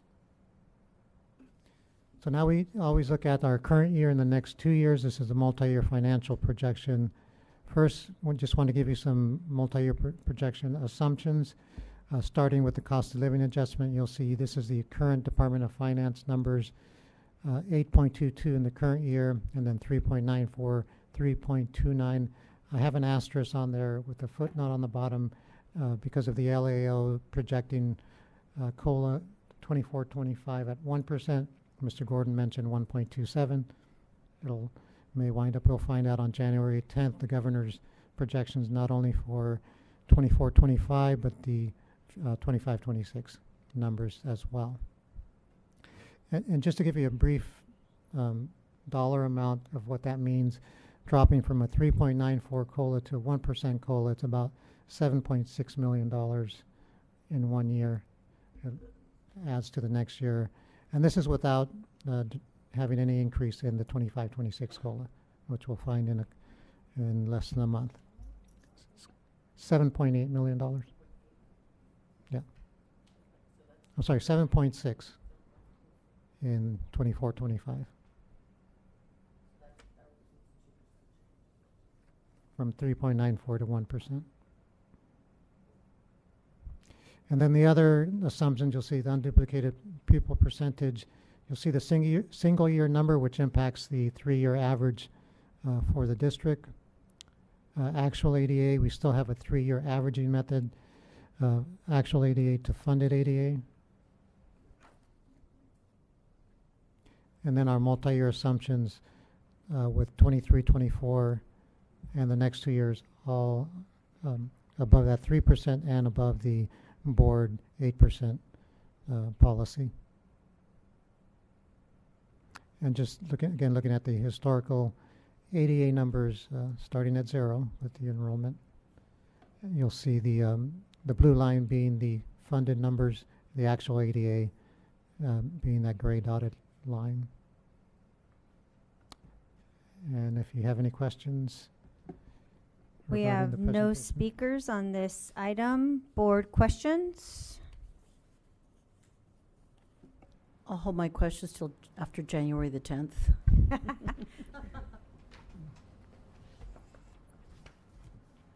Thank you for the presentation. It's really nice. I'm learning. Thank you. You're welcome. Okay. So our unduplicated went up from 56.8 to 58.9%, is that correct? Yes. So that's good for our numbers, but bad for them, right? Like bad for the population that now qualifies? Is that You what could I'm, say that, is that yes. correct? Yeah, Okay. more people qualified under the income limits. Yikes. Okay. Sorry. Okay. So what? You're sick. I have a lingering cough. I've had it for like a month. What's that? I didn't hear what you said, but okay. So, our reserve, am I seeing that it went up by 3.588 Correct. million? Okay. And our restricted went down by 5 million? Is that correct? Correct. Okay. I think that was the ending balance. The ending balance. Okay. And I saw that there was a breakdown of about how that happened, but it's still confusing to me how each year we talk about how the next couple years our reserve is going to crash down and then it keeps creeping up. So that's based on what? The 3.588 is based on just cutting expenditures? Or how do we, it's on slide 3, it looks like? There you go. Yeah. So, so the reserve, and it's the unrestricted reserve. Uh-huh. So we're looking at unrestricted revenues and expenditure changes, which are $1.8 million. The 1.8 million is on that side. So these are all the changes. So that's one step.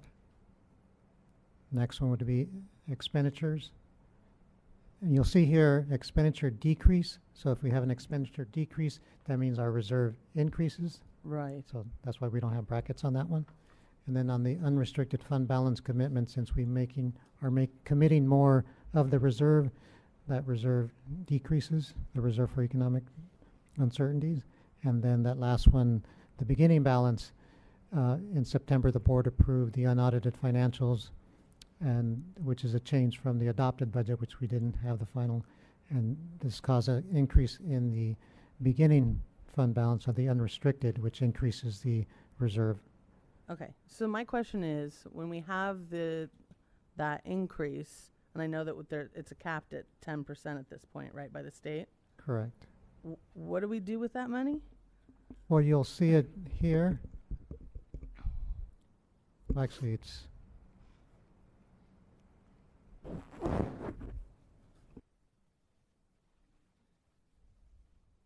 a little sticky. There we go.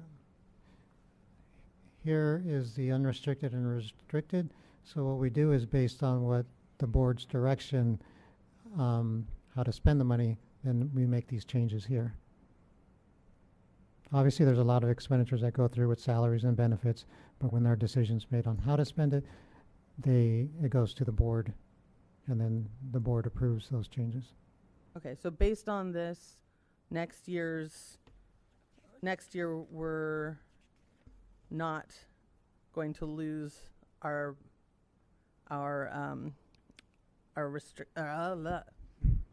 sorry, my brain is not working right now. Our reserves, based on that, it's still staying up around 10% is what I'm seeing. No?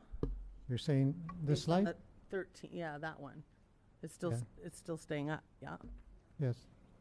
So Oscar, you might want to share that what they're seeing right now is as of today. Right. Not including the agreements or anything that Right. that may come up.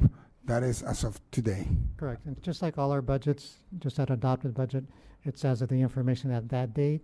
So we've had several months pass, and now as of today's board meeting, and actually information is, we have to solidify several weeks ago, this information that we present to the board. So it's at that time. And based on that time, the COLAs, the expenditures, we project into the following current year and the next 2 years. And like, So it's a board member- snapshot based on what was the date? Exact, and that's what it is. And at second interim, we'll present, actually, January will provide more information, but at second interim, you'll see a drastic change here because the governor will then change the COLAs, and then if there are implementation of salary settlements, they will also be included here, and those salary settlements will be have to be approved by the board before they're included in our budget. Okay. Next question. So we adopted the new science curriculum this year, and so it was $5,379,492. So it's $5.3 million, right? What slide are you on? Oh, I'm just confirming the number. 9. It says that books and supplies, you said that was the Twigs adoption. Slide 9. No, I believe my Yeah, books and supplies. comment on this one was that this is the increase of $5.3 million is as a result of 1.7 million was a result of an additional $1.7 million for the twig adoption that fell into the 23-24 year. So it was additional cost. The majority of it was purchased in 22-23, and there was additional cost. And then the other, I think it was about $3 million, had to do with carryover funds into the books and supply that used to be, that were shifted from the salaries and benefits based on the school side budget. Now, in May or June, when we did the budget, schools didn't finalize their 23-24 budget. They come back, get their plans adjusted, and we match where they want to spend their money now. Okay.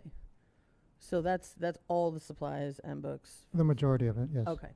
So then my question is, for slide 5, why do we have $6 million put in textbook adoptions? Are we planning on adopting a new textbook for a bunch of stuff? Or Yes, because if we Twigs are. was 1.7, No, Twig together was 6 million, Okay. approximately, plus 1.7. okay. And then the next one, we estimate, I think is a social science.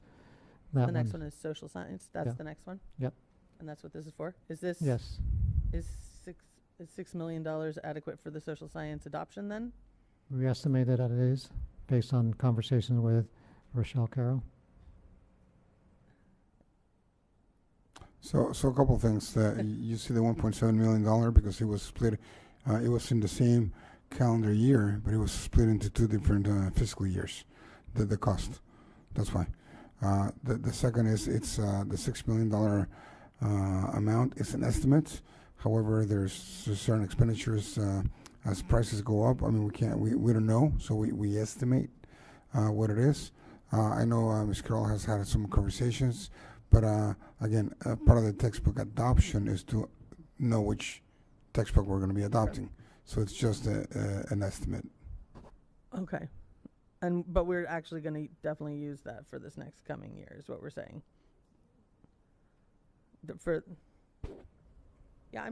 I think I'm just confused about future versus current, because it says 2023-24 textbook adoptions is $6 million.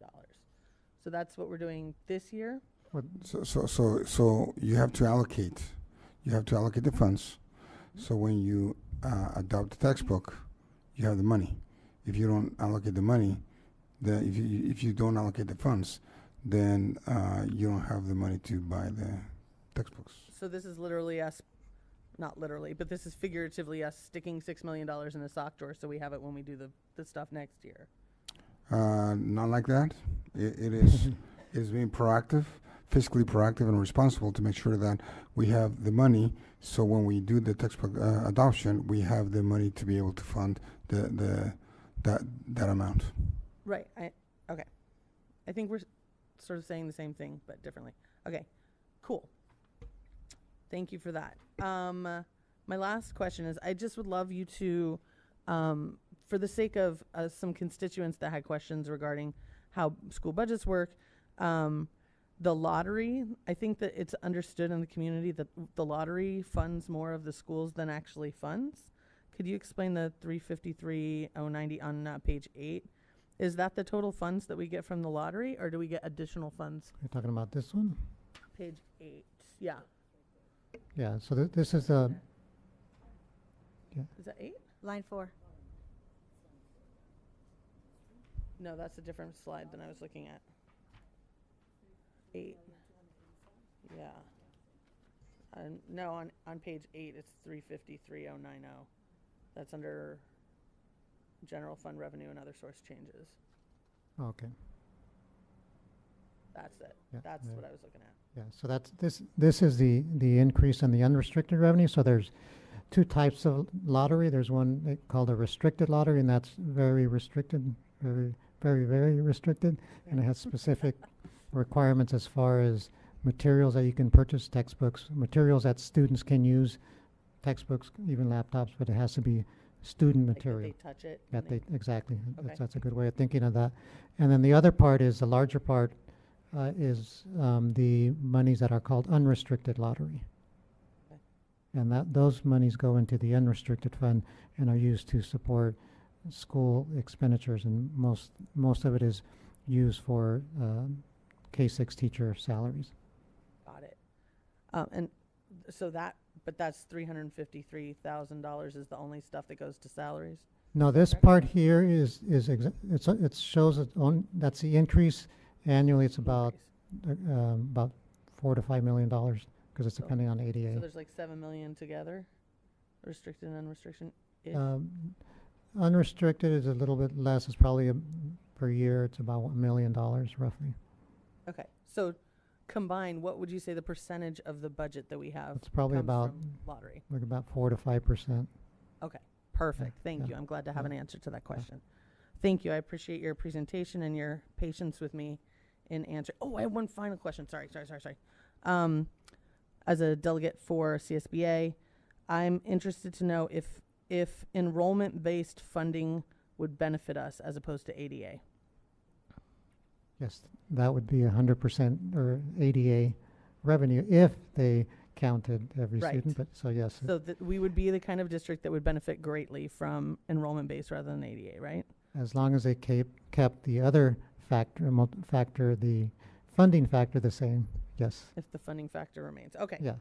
Cool. Thank you. I'm just trying to figure out where to stand on certain things that come up in those meetings. Yes, because so. we get a haircut for schools days that the kids don't attend. Right.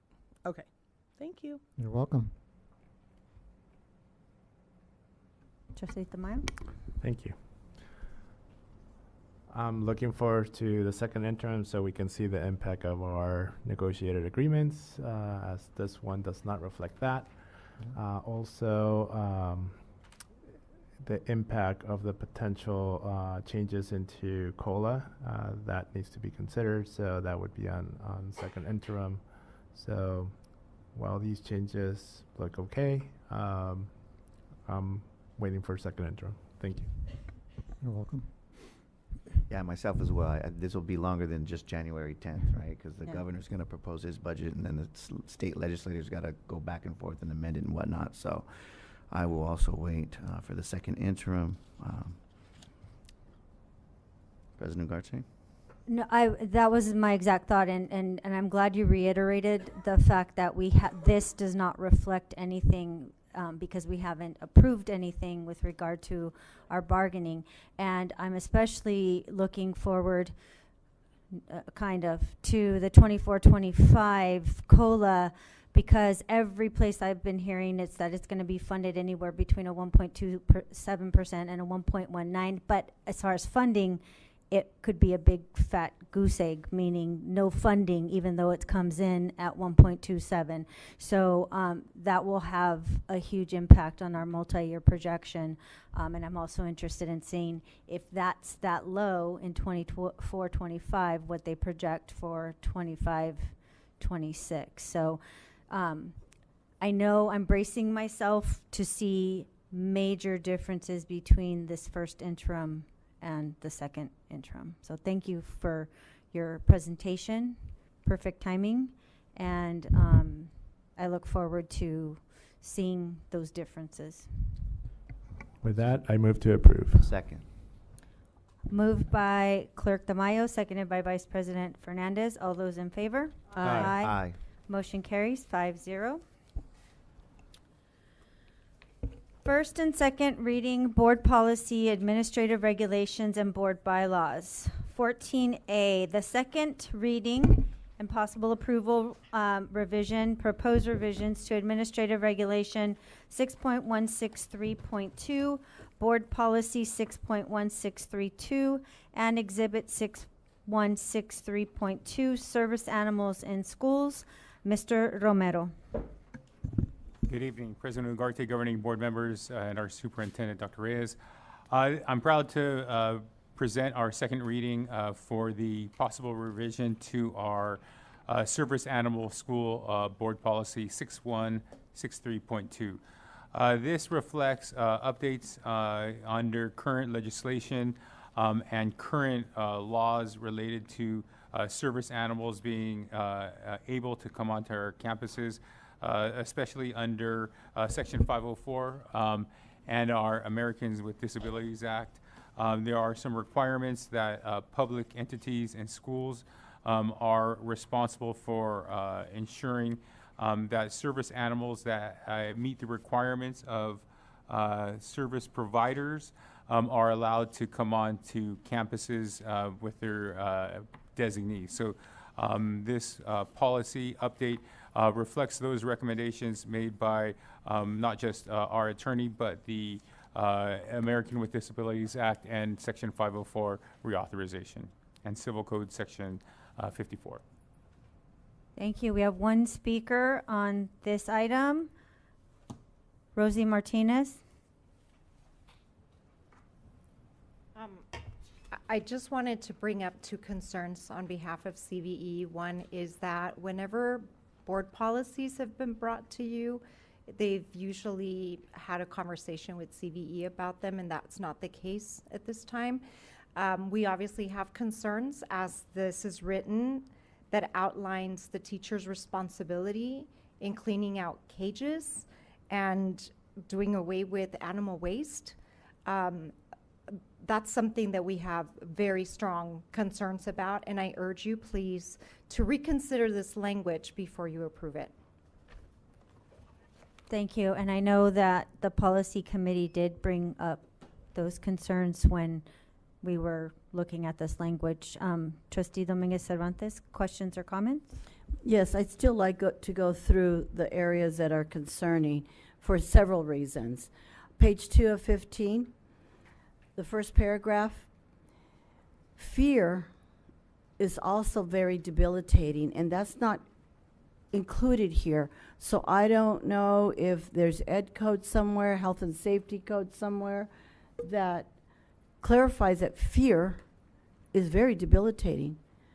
My own daughter was chased down by a huge, and huger for her because she was only about 3rd grade, German Shepherd. She is afraid of dogs. She's a grown woman.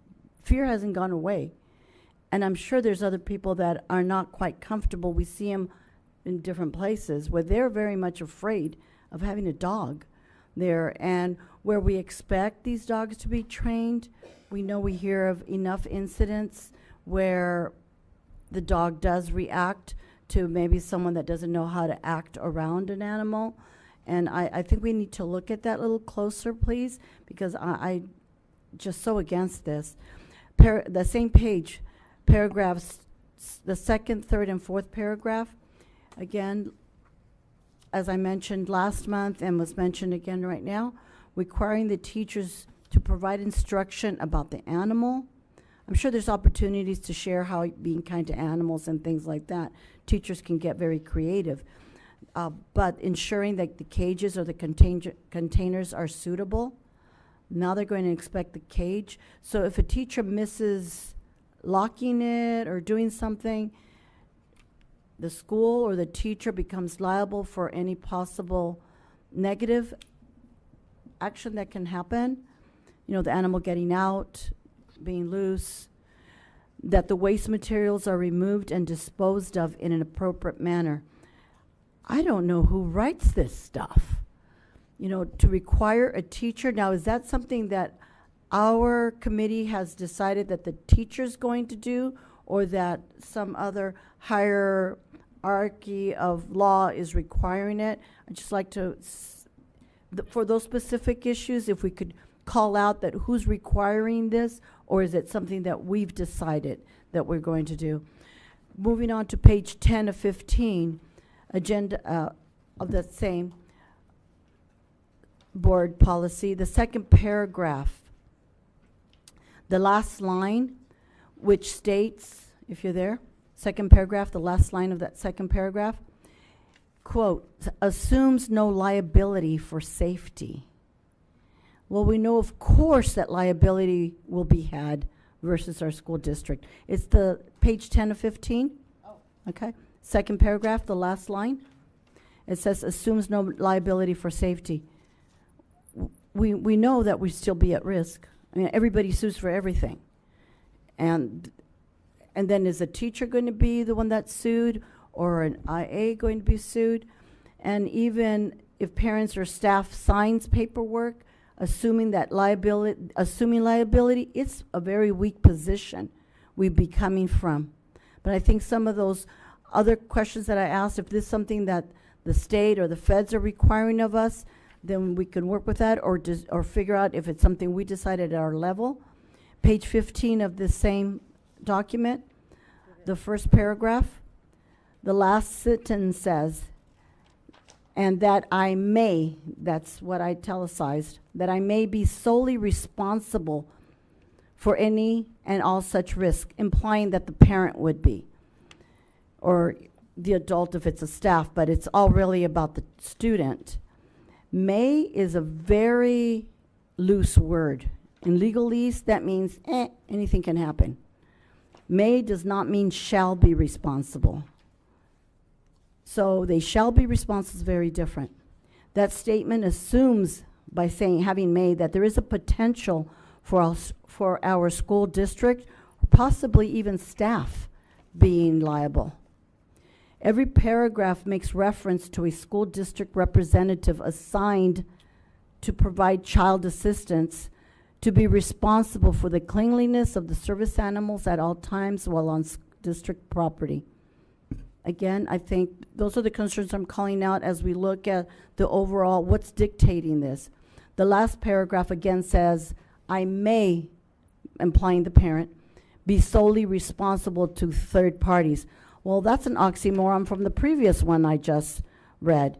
I may be responsible to third parties.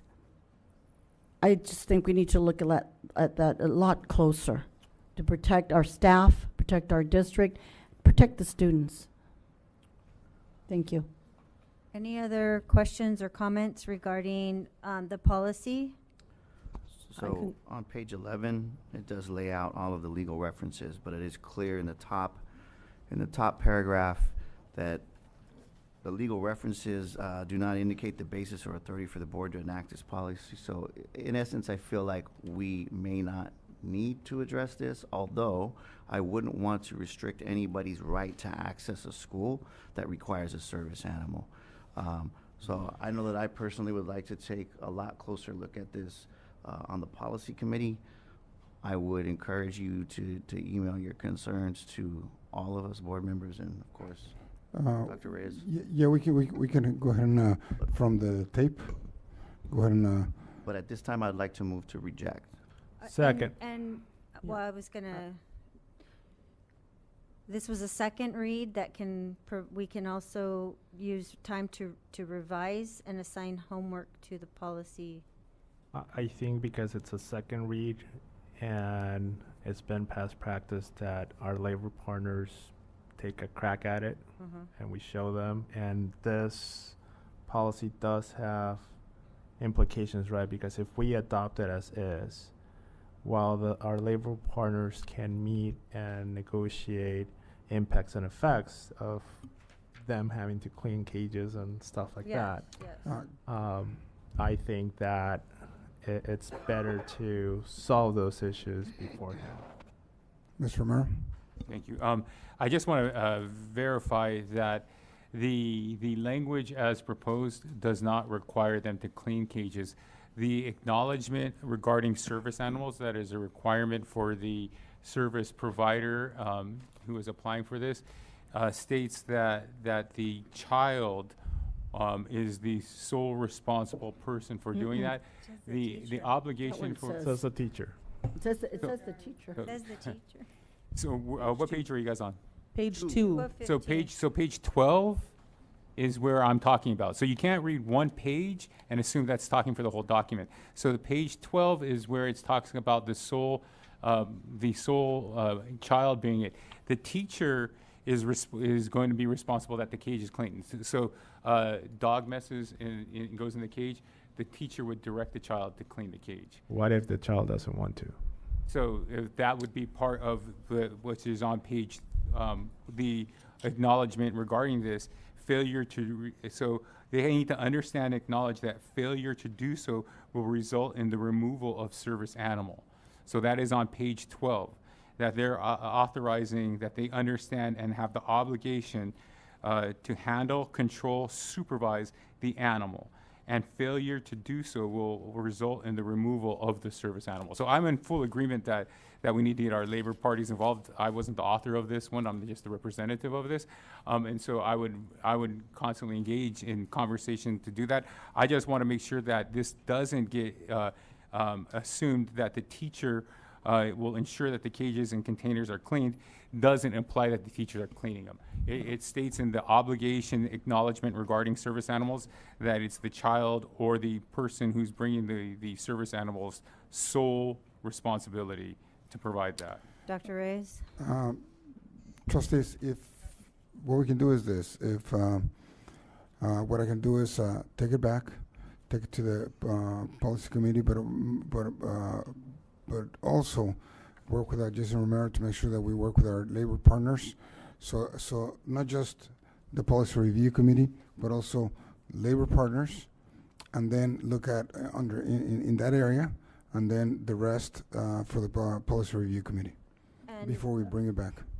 And one I know that one recommendation I would make with this, and the reason it is so confusing, it's just like a bargaining agreement, right? We have the new language, we have the crossed out language, we have all of that. I think in looking at it, if the committee had just the new language apart, so that because it reads, I can see the problem. It's problematic in the way that it reads, and we discussed this, and that first part says one thing, the second part says the other, and I think they need to be incorporated together. Beautiful.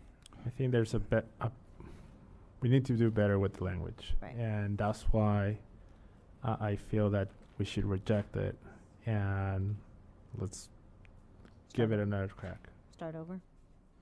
So it was motioned by Trustee Tamayo, and was it seconded by? Second. Seconded by Trustee Dominguez Cervantes to reject 616.3. Oh, I can't read. 6163.2 and send it back to the policy review committee, correct? And if we have any additional notes, we need to email the committee. Okay. All those in favor? Aye. Rejecting? Aye. Motion to reject 5-0. All right, 14B, first and second reading, possible revisions, proposed revision to Board Policy 6173, Education for Children Experiencing Homelessness. Ms. Casey. Thank you, President Ugarte. So this actual new board policy is a new policy to us. We only have administrative regulations right now. The language that was changed to address the administrative regulations and add this to a new board policy were changes to the language about students experiencing homelessness instead of homeless students, adding the grade level pre-K, and then adding the requirements of our state and federal guidelines. Any questions from the board? Very well written. I was just questioning if there's a designated person you're already identifying who's going to do that? We do already have homeless. Is that Sharon Casey? No, again? it's not. Well, I help support, but I'm not the Right. designated liaison. I'm just Our- figured it rolls up. Our student This is placement a- manager, Karina Thank Mitchell, you. is, yes. Yeah, It's this- under me. Okay, and so we can at this point approve this policy. Do I have a motion? Move to approve. Second. Moved by Clerk Tamayo, seconded by Trustee Bishop. All those in favor? Aye. Aye. Motion, any abstentions? Okay, or nays? Okay, motion carries 5-0. Item 14C. First and second reading, possible revision, proposed revision to Board Policy 6173.1, Education for Foster Youth. Ms. Casey. Yes, thank you. So this is an update to our policy to meet the federal and state guidelines. The last time we updated this policy was 2004. So that was the updates that were added based on legislation. Any questions or comments? We can also approve To this. approve. Second. Moved by Clerk Tamayo, seconded by Trustee Bishop. All those in favor? Aye. Aye. Motion carries 5-0. General information items and reports. There are no reports. Any paperwork here. reports that you're requesting? I think I've requested it via the safety item that we had. That was the report I was looking for, and I know we had a couple of the reports that outstanding. Trustee Dominguez Cervantes, could you repeat the safety, the safety one? This. I just want to make sure I get it Sure, right. Yeah. sure. It was all about what are we doing now to ensure the Harborside. safety for our Harborside Elementary School community, and what's the plan moving forward, and a report back to not just us on our board updates, but so the community knows what we're doing to help them feel safer and be safer under the current circumstances until this homeless issue is taken care of in a more assertive manner. Perfect. Any other report requests from the board? I know that We have the- Trustee Cervantes and myself had asked about getting a report of how we're doing with the primary grades. Per grade. Mhm. Per grade, and reading levels. My understanding is that was on the board update. Ms. Carroll? Yes, that was in the board update following your request. I can pull that up and add it to this month's Could you again. please? Sure. Yes. Is that then the follow-up to that would be what we're doing to improve that and make sure that we allocate additional resources to help create a program.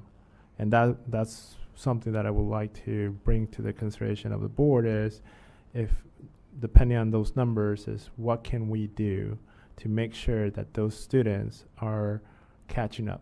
So we're talking about just the literacy Yes. components? Literacy component. Then we'll deal with math. And it plays on with what we asked before, the tutoring to support increasing the academic achievement. Just even the literacy by itself doesn't even have to include the math because that's going to feed right into the math and support Correct. the math. Ms. Morales, I know you were working on that. Where are you with that? So our plan was to put a summary of the academic programming that we have in the board update. I can give you, Omar has been busy with our team in ELOP. So I will be providing the name of the school as well as the academic program that we offer by school. So currently for Q3, we have around 180 academic classes after school. And if you include YMCA into that, we have that number go up to 222. Right, but we don't want to include the YMCA. I visited some of them. They're not doing any of that. They may say it, and remember we spoke before about the contract, how it read. I was very targeted in eyeing that it said they do tutoring, and I have nieces and nephews everywhere.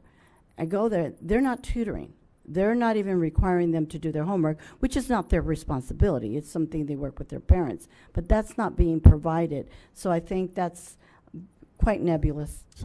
That's why we separated it out. I appreciate that. Thank you. So, Ms. Morales, if you can send it just without the YMCA, could it be ready for this Friday update? Yes, we are working on it right now. It'll be in there on Friday. Thank you. Before we all Friday, that's tomorrow. 2 days? Oh 2 my days. gosh. Well, that way they Well, have we submit it tomorrow, so it will be ready. that way they have We'll be reading ready. material for the for I the was being kind. I just, now that we're ending and I call them semesters, right? And I know we're ending a quarter, and Mr. Romero, you provided this for me before.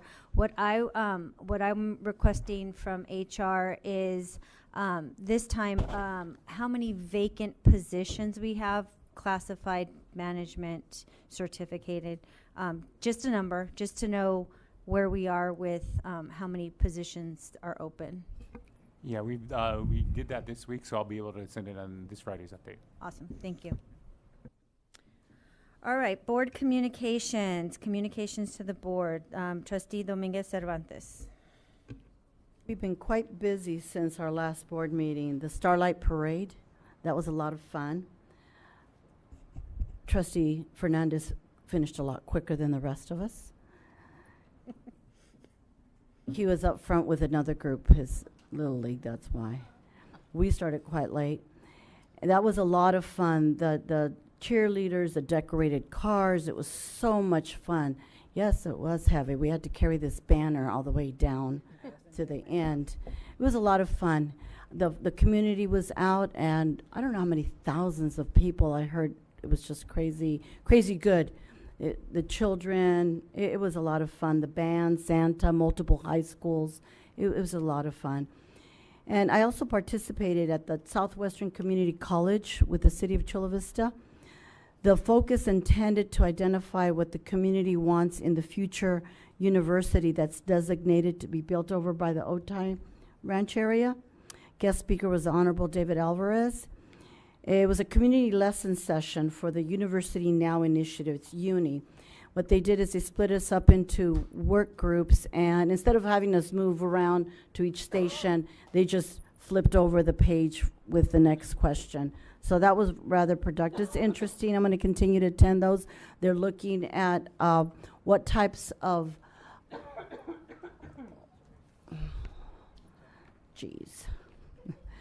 sorry. They're looking at the priority occupations that have no regional program here presence. And also the binational, which is really kind of cool because they also identified binationally what programs could be maximized binationally. So they were taking a lot of input. That was good. Focus was to prioritize occupations that more futuristic for us here. It was very well attended, and I brought some of the material back. I also attended the district Christmas party last Thursday, was it the 7th? This group knows how to party. It was a lot of fun, and we had an auctioneer there. I think he donated his time. It was a good time. Mr. Romero, you have a second part-time job there. He did a really good job. It was a lot of fun. I attended the Toys for Joy at Loma Verde, and there was over 800 registered people to attend. And the Rock was there. They have a very large, gently used secondhand store. They brought their stuff over, and they allowed the families and the children to go there. Their wares like clothes, shoes, different things for them to pick what they wanted.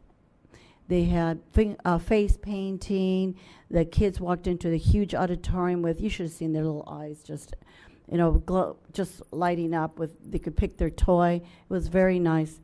Then right after that, I went over to the grand opening of the Loma Verde Recreation Center for the community there. A lot of the same children that were there were coming over there.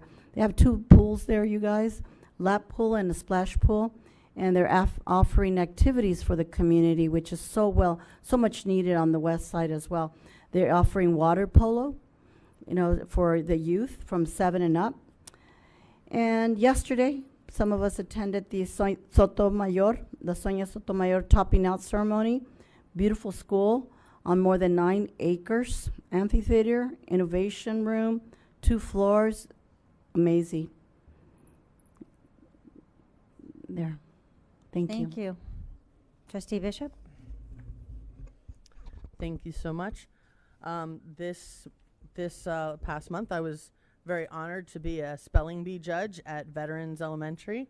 I always love doing that. If there's any schools that are looking for a spelling bee judge, I'm a girl. I attended the SPED training at the district office. I really appreciated being able to sit in and see what our SPED teachers were learning about UFly and the new helpful curriculum. I'm really excited to see how that helps in its implementation. I went to Rogers and I read for Ms. Moore's class. Again, if anybody wants me to come read for your class, please, that's my absolute favorite thing to do, so please ask me. I was able to go to the Sotomayor topping out ceremony. Getting to sign a beam and then have it be part of the building forever is it's kind of magical. I was really honored to be able to do that. I also, along with my my cohorts here, I was at the annual education conference, but I went to the delegate assembly first because I'm a delegate, and I wanted to let everyone know the region director for San Diego CSBA, Region 17 director Deborah Shade, who is from Del Mar or Solana Beach. She has now been elected to be the vice president of all of CSBA, which is really exciting. We have some great representation now for the area in CSBA. One of the things, I got to see the capital advisors presentation, so I don't need to repeat that. But I did want to kind of touch really quickly on some of the legislative stuff that has to do with CSBA. There is a state Supreme Court state legislature et al. Versus Shirley Weber. It is an emergency writ that removes a measure from the November 24th ballot. The measure affects how taxes are approved. All have to go through the electorate and not done by the legislature. So basically the measure would have voters required to approve all of our bonds by 2/3 instead of, or anything that we did by 2/3 instead of 50% plus 1 or whatever we have currently. A lot of them are 55%.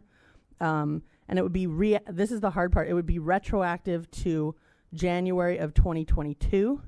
And anything that passed would have to be reenacted or reapproved.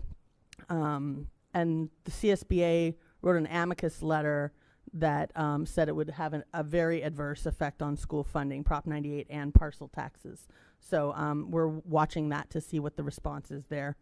I'll just do a quick one, and that's O'Connor-Radcliffe versus Garner.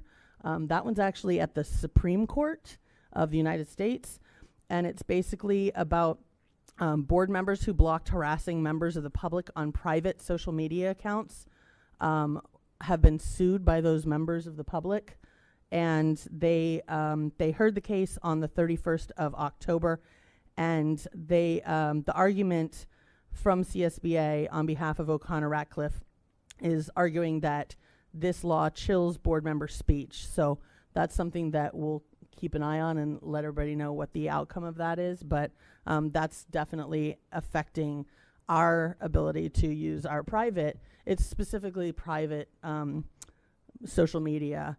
So do we have the ability to block people that are harassing us? So that's an issue that's, there's some other stuff I can go over. I know that you were interested, so we can go over it.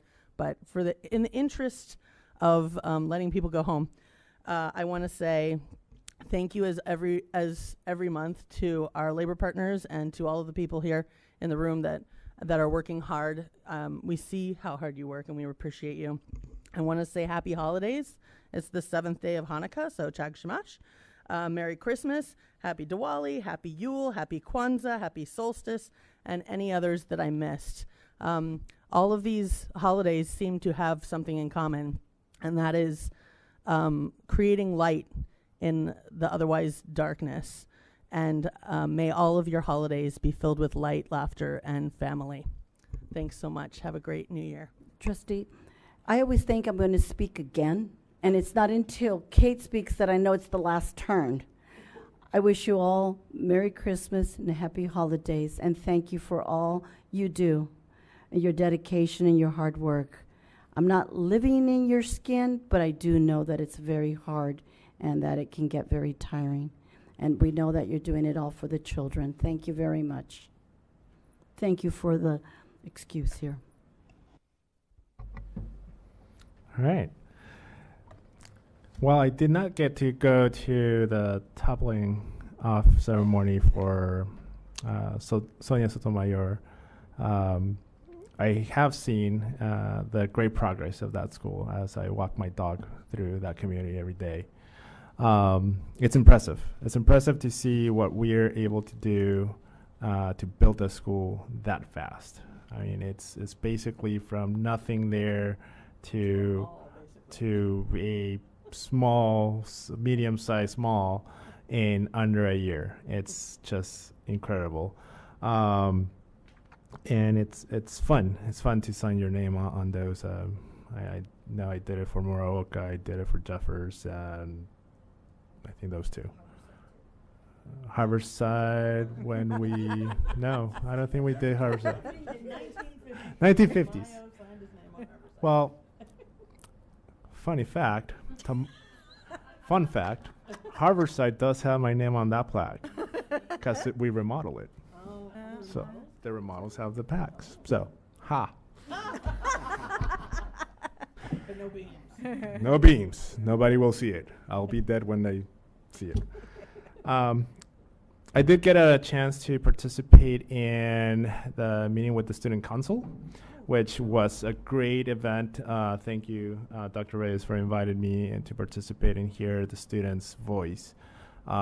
Great commentary from them. I was impressed by the level of thoughtness that they brought to their answers. It almost seemed that we were talking to high school kids instead of 5th or 6th graders. So it's impressive. A lot of very thoughtful things that we can do to improve our schools were brought up. A lot of emphasis on providing sports was commented. There was also a lot of emphasis to having academic competitions be part of the curriculum. So I look forward to exploring those ideas further. There was also a comment about bringing some either water bottles or water stations to the schools. While there was a little bit of debate of do they want the water bottles or the water stations, I think we can accommodate a little bit of both. So that was fun. And lastly, I wish everybody a happy holiday as we break into these 3 weeks of holiday. Please take some rest, enjoy it with family, have some laughs, and take a time to get away from here as much as you can. I know that sometimes it's tough, and sometimes it's easy to look at the phone and start reading emails, Rochelle. So enjoy your time with your family. It's a good time to be away. So, and thank you for everything that you do, and I hope that you enjoy your time with family. As mentioned before, I enjoyed the Starlight Parade. I also stopped into the Southwestern College event at the public library. Always impressed at how much of an educational ally Assemblymember David Alvarez is. We will continue to work with him. And then that same night, I stopped at a chamber mixer. It was a toy drive. What else? Annual education conference. I went to Capital Advisors, as you heard Mr. Kevin Gordon speak tonight. We got that same information. Went to workshop on artificial intelligence in education, as well as revisiting staff housing. What else did I do? The topping ceremony, super exciting. Being lifted up from the top of a building. No, very exciting. That was awesome. I wish you all a happy holidays and Merry Christmas. Thank you. I was there. Where were you? I also, as my colleague stated, was able to go to quite a few things since our last meeting, attending the CSBA Annual Education Conference. And as I mentioned earlier, the Academia Awards for our champions of education. The parade was fun. I had some ideas for how we could get more excitement from the crowd when they see their principals. And Principal Corona was there. She was a superstar. The kids were just like, thank you, oh my gosh. So ideas about that. It was super fun. And the topping off ceremony. I had the honor of participating in the community schools LTAC. For those of you that don't know much about community schools, they have transformational assistance centers at the state level, the regional level, and Josh Kohler and Rosie Martinez are making it available to South Bay at the local level. So we have begun our work on our local transformational assistive center, and seeing all of the schools that are involved in community schools, South Bay, Sweetwater, Chula Vista, and we're inviting National City and San Isidro. So I'm excited about being part of that, and I appreciate the efforts that we're actually doing what we envisioned and said we were doing. I want to wish everyone a happy Hanukkah, a Merry Christmas, and a joyful Kwanzaa. The seven principles, Kuji Chagalia is my favorite, self-determination. I think all of our students have the self-determination to be very successful in our district, and so Happy New Year as well. Thank you. And now, our superintendent's report.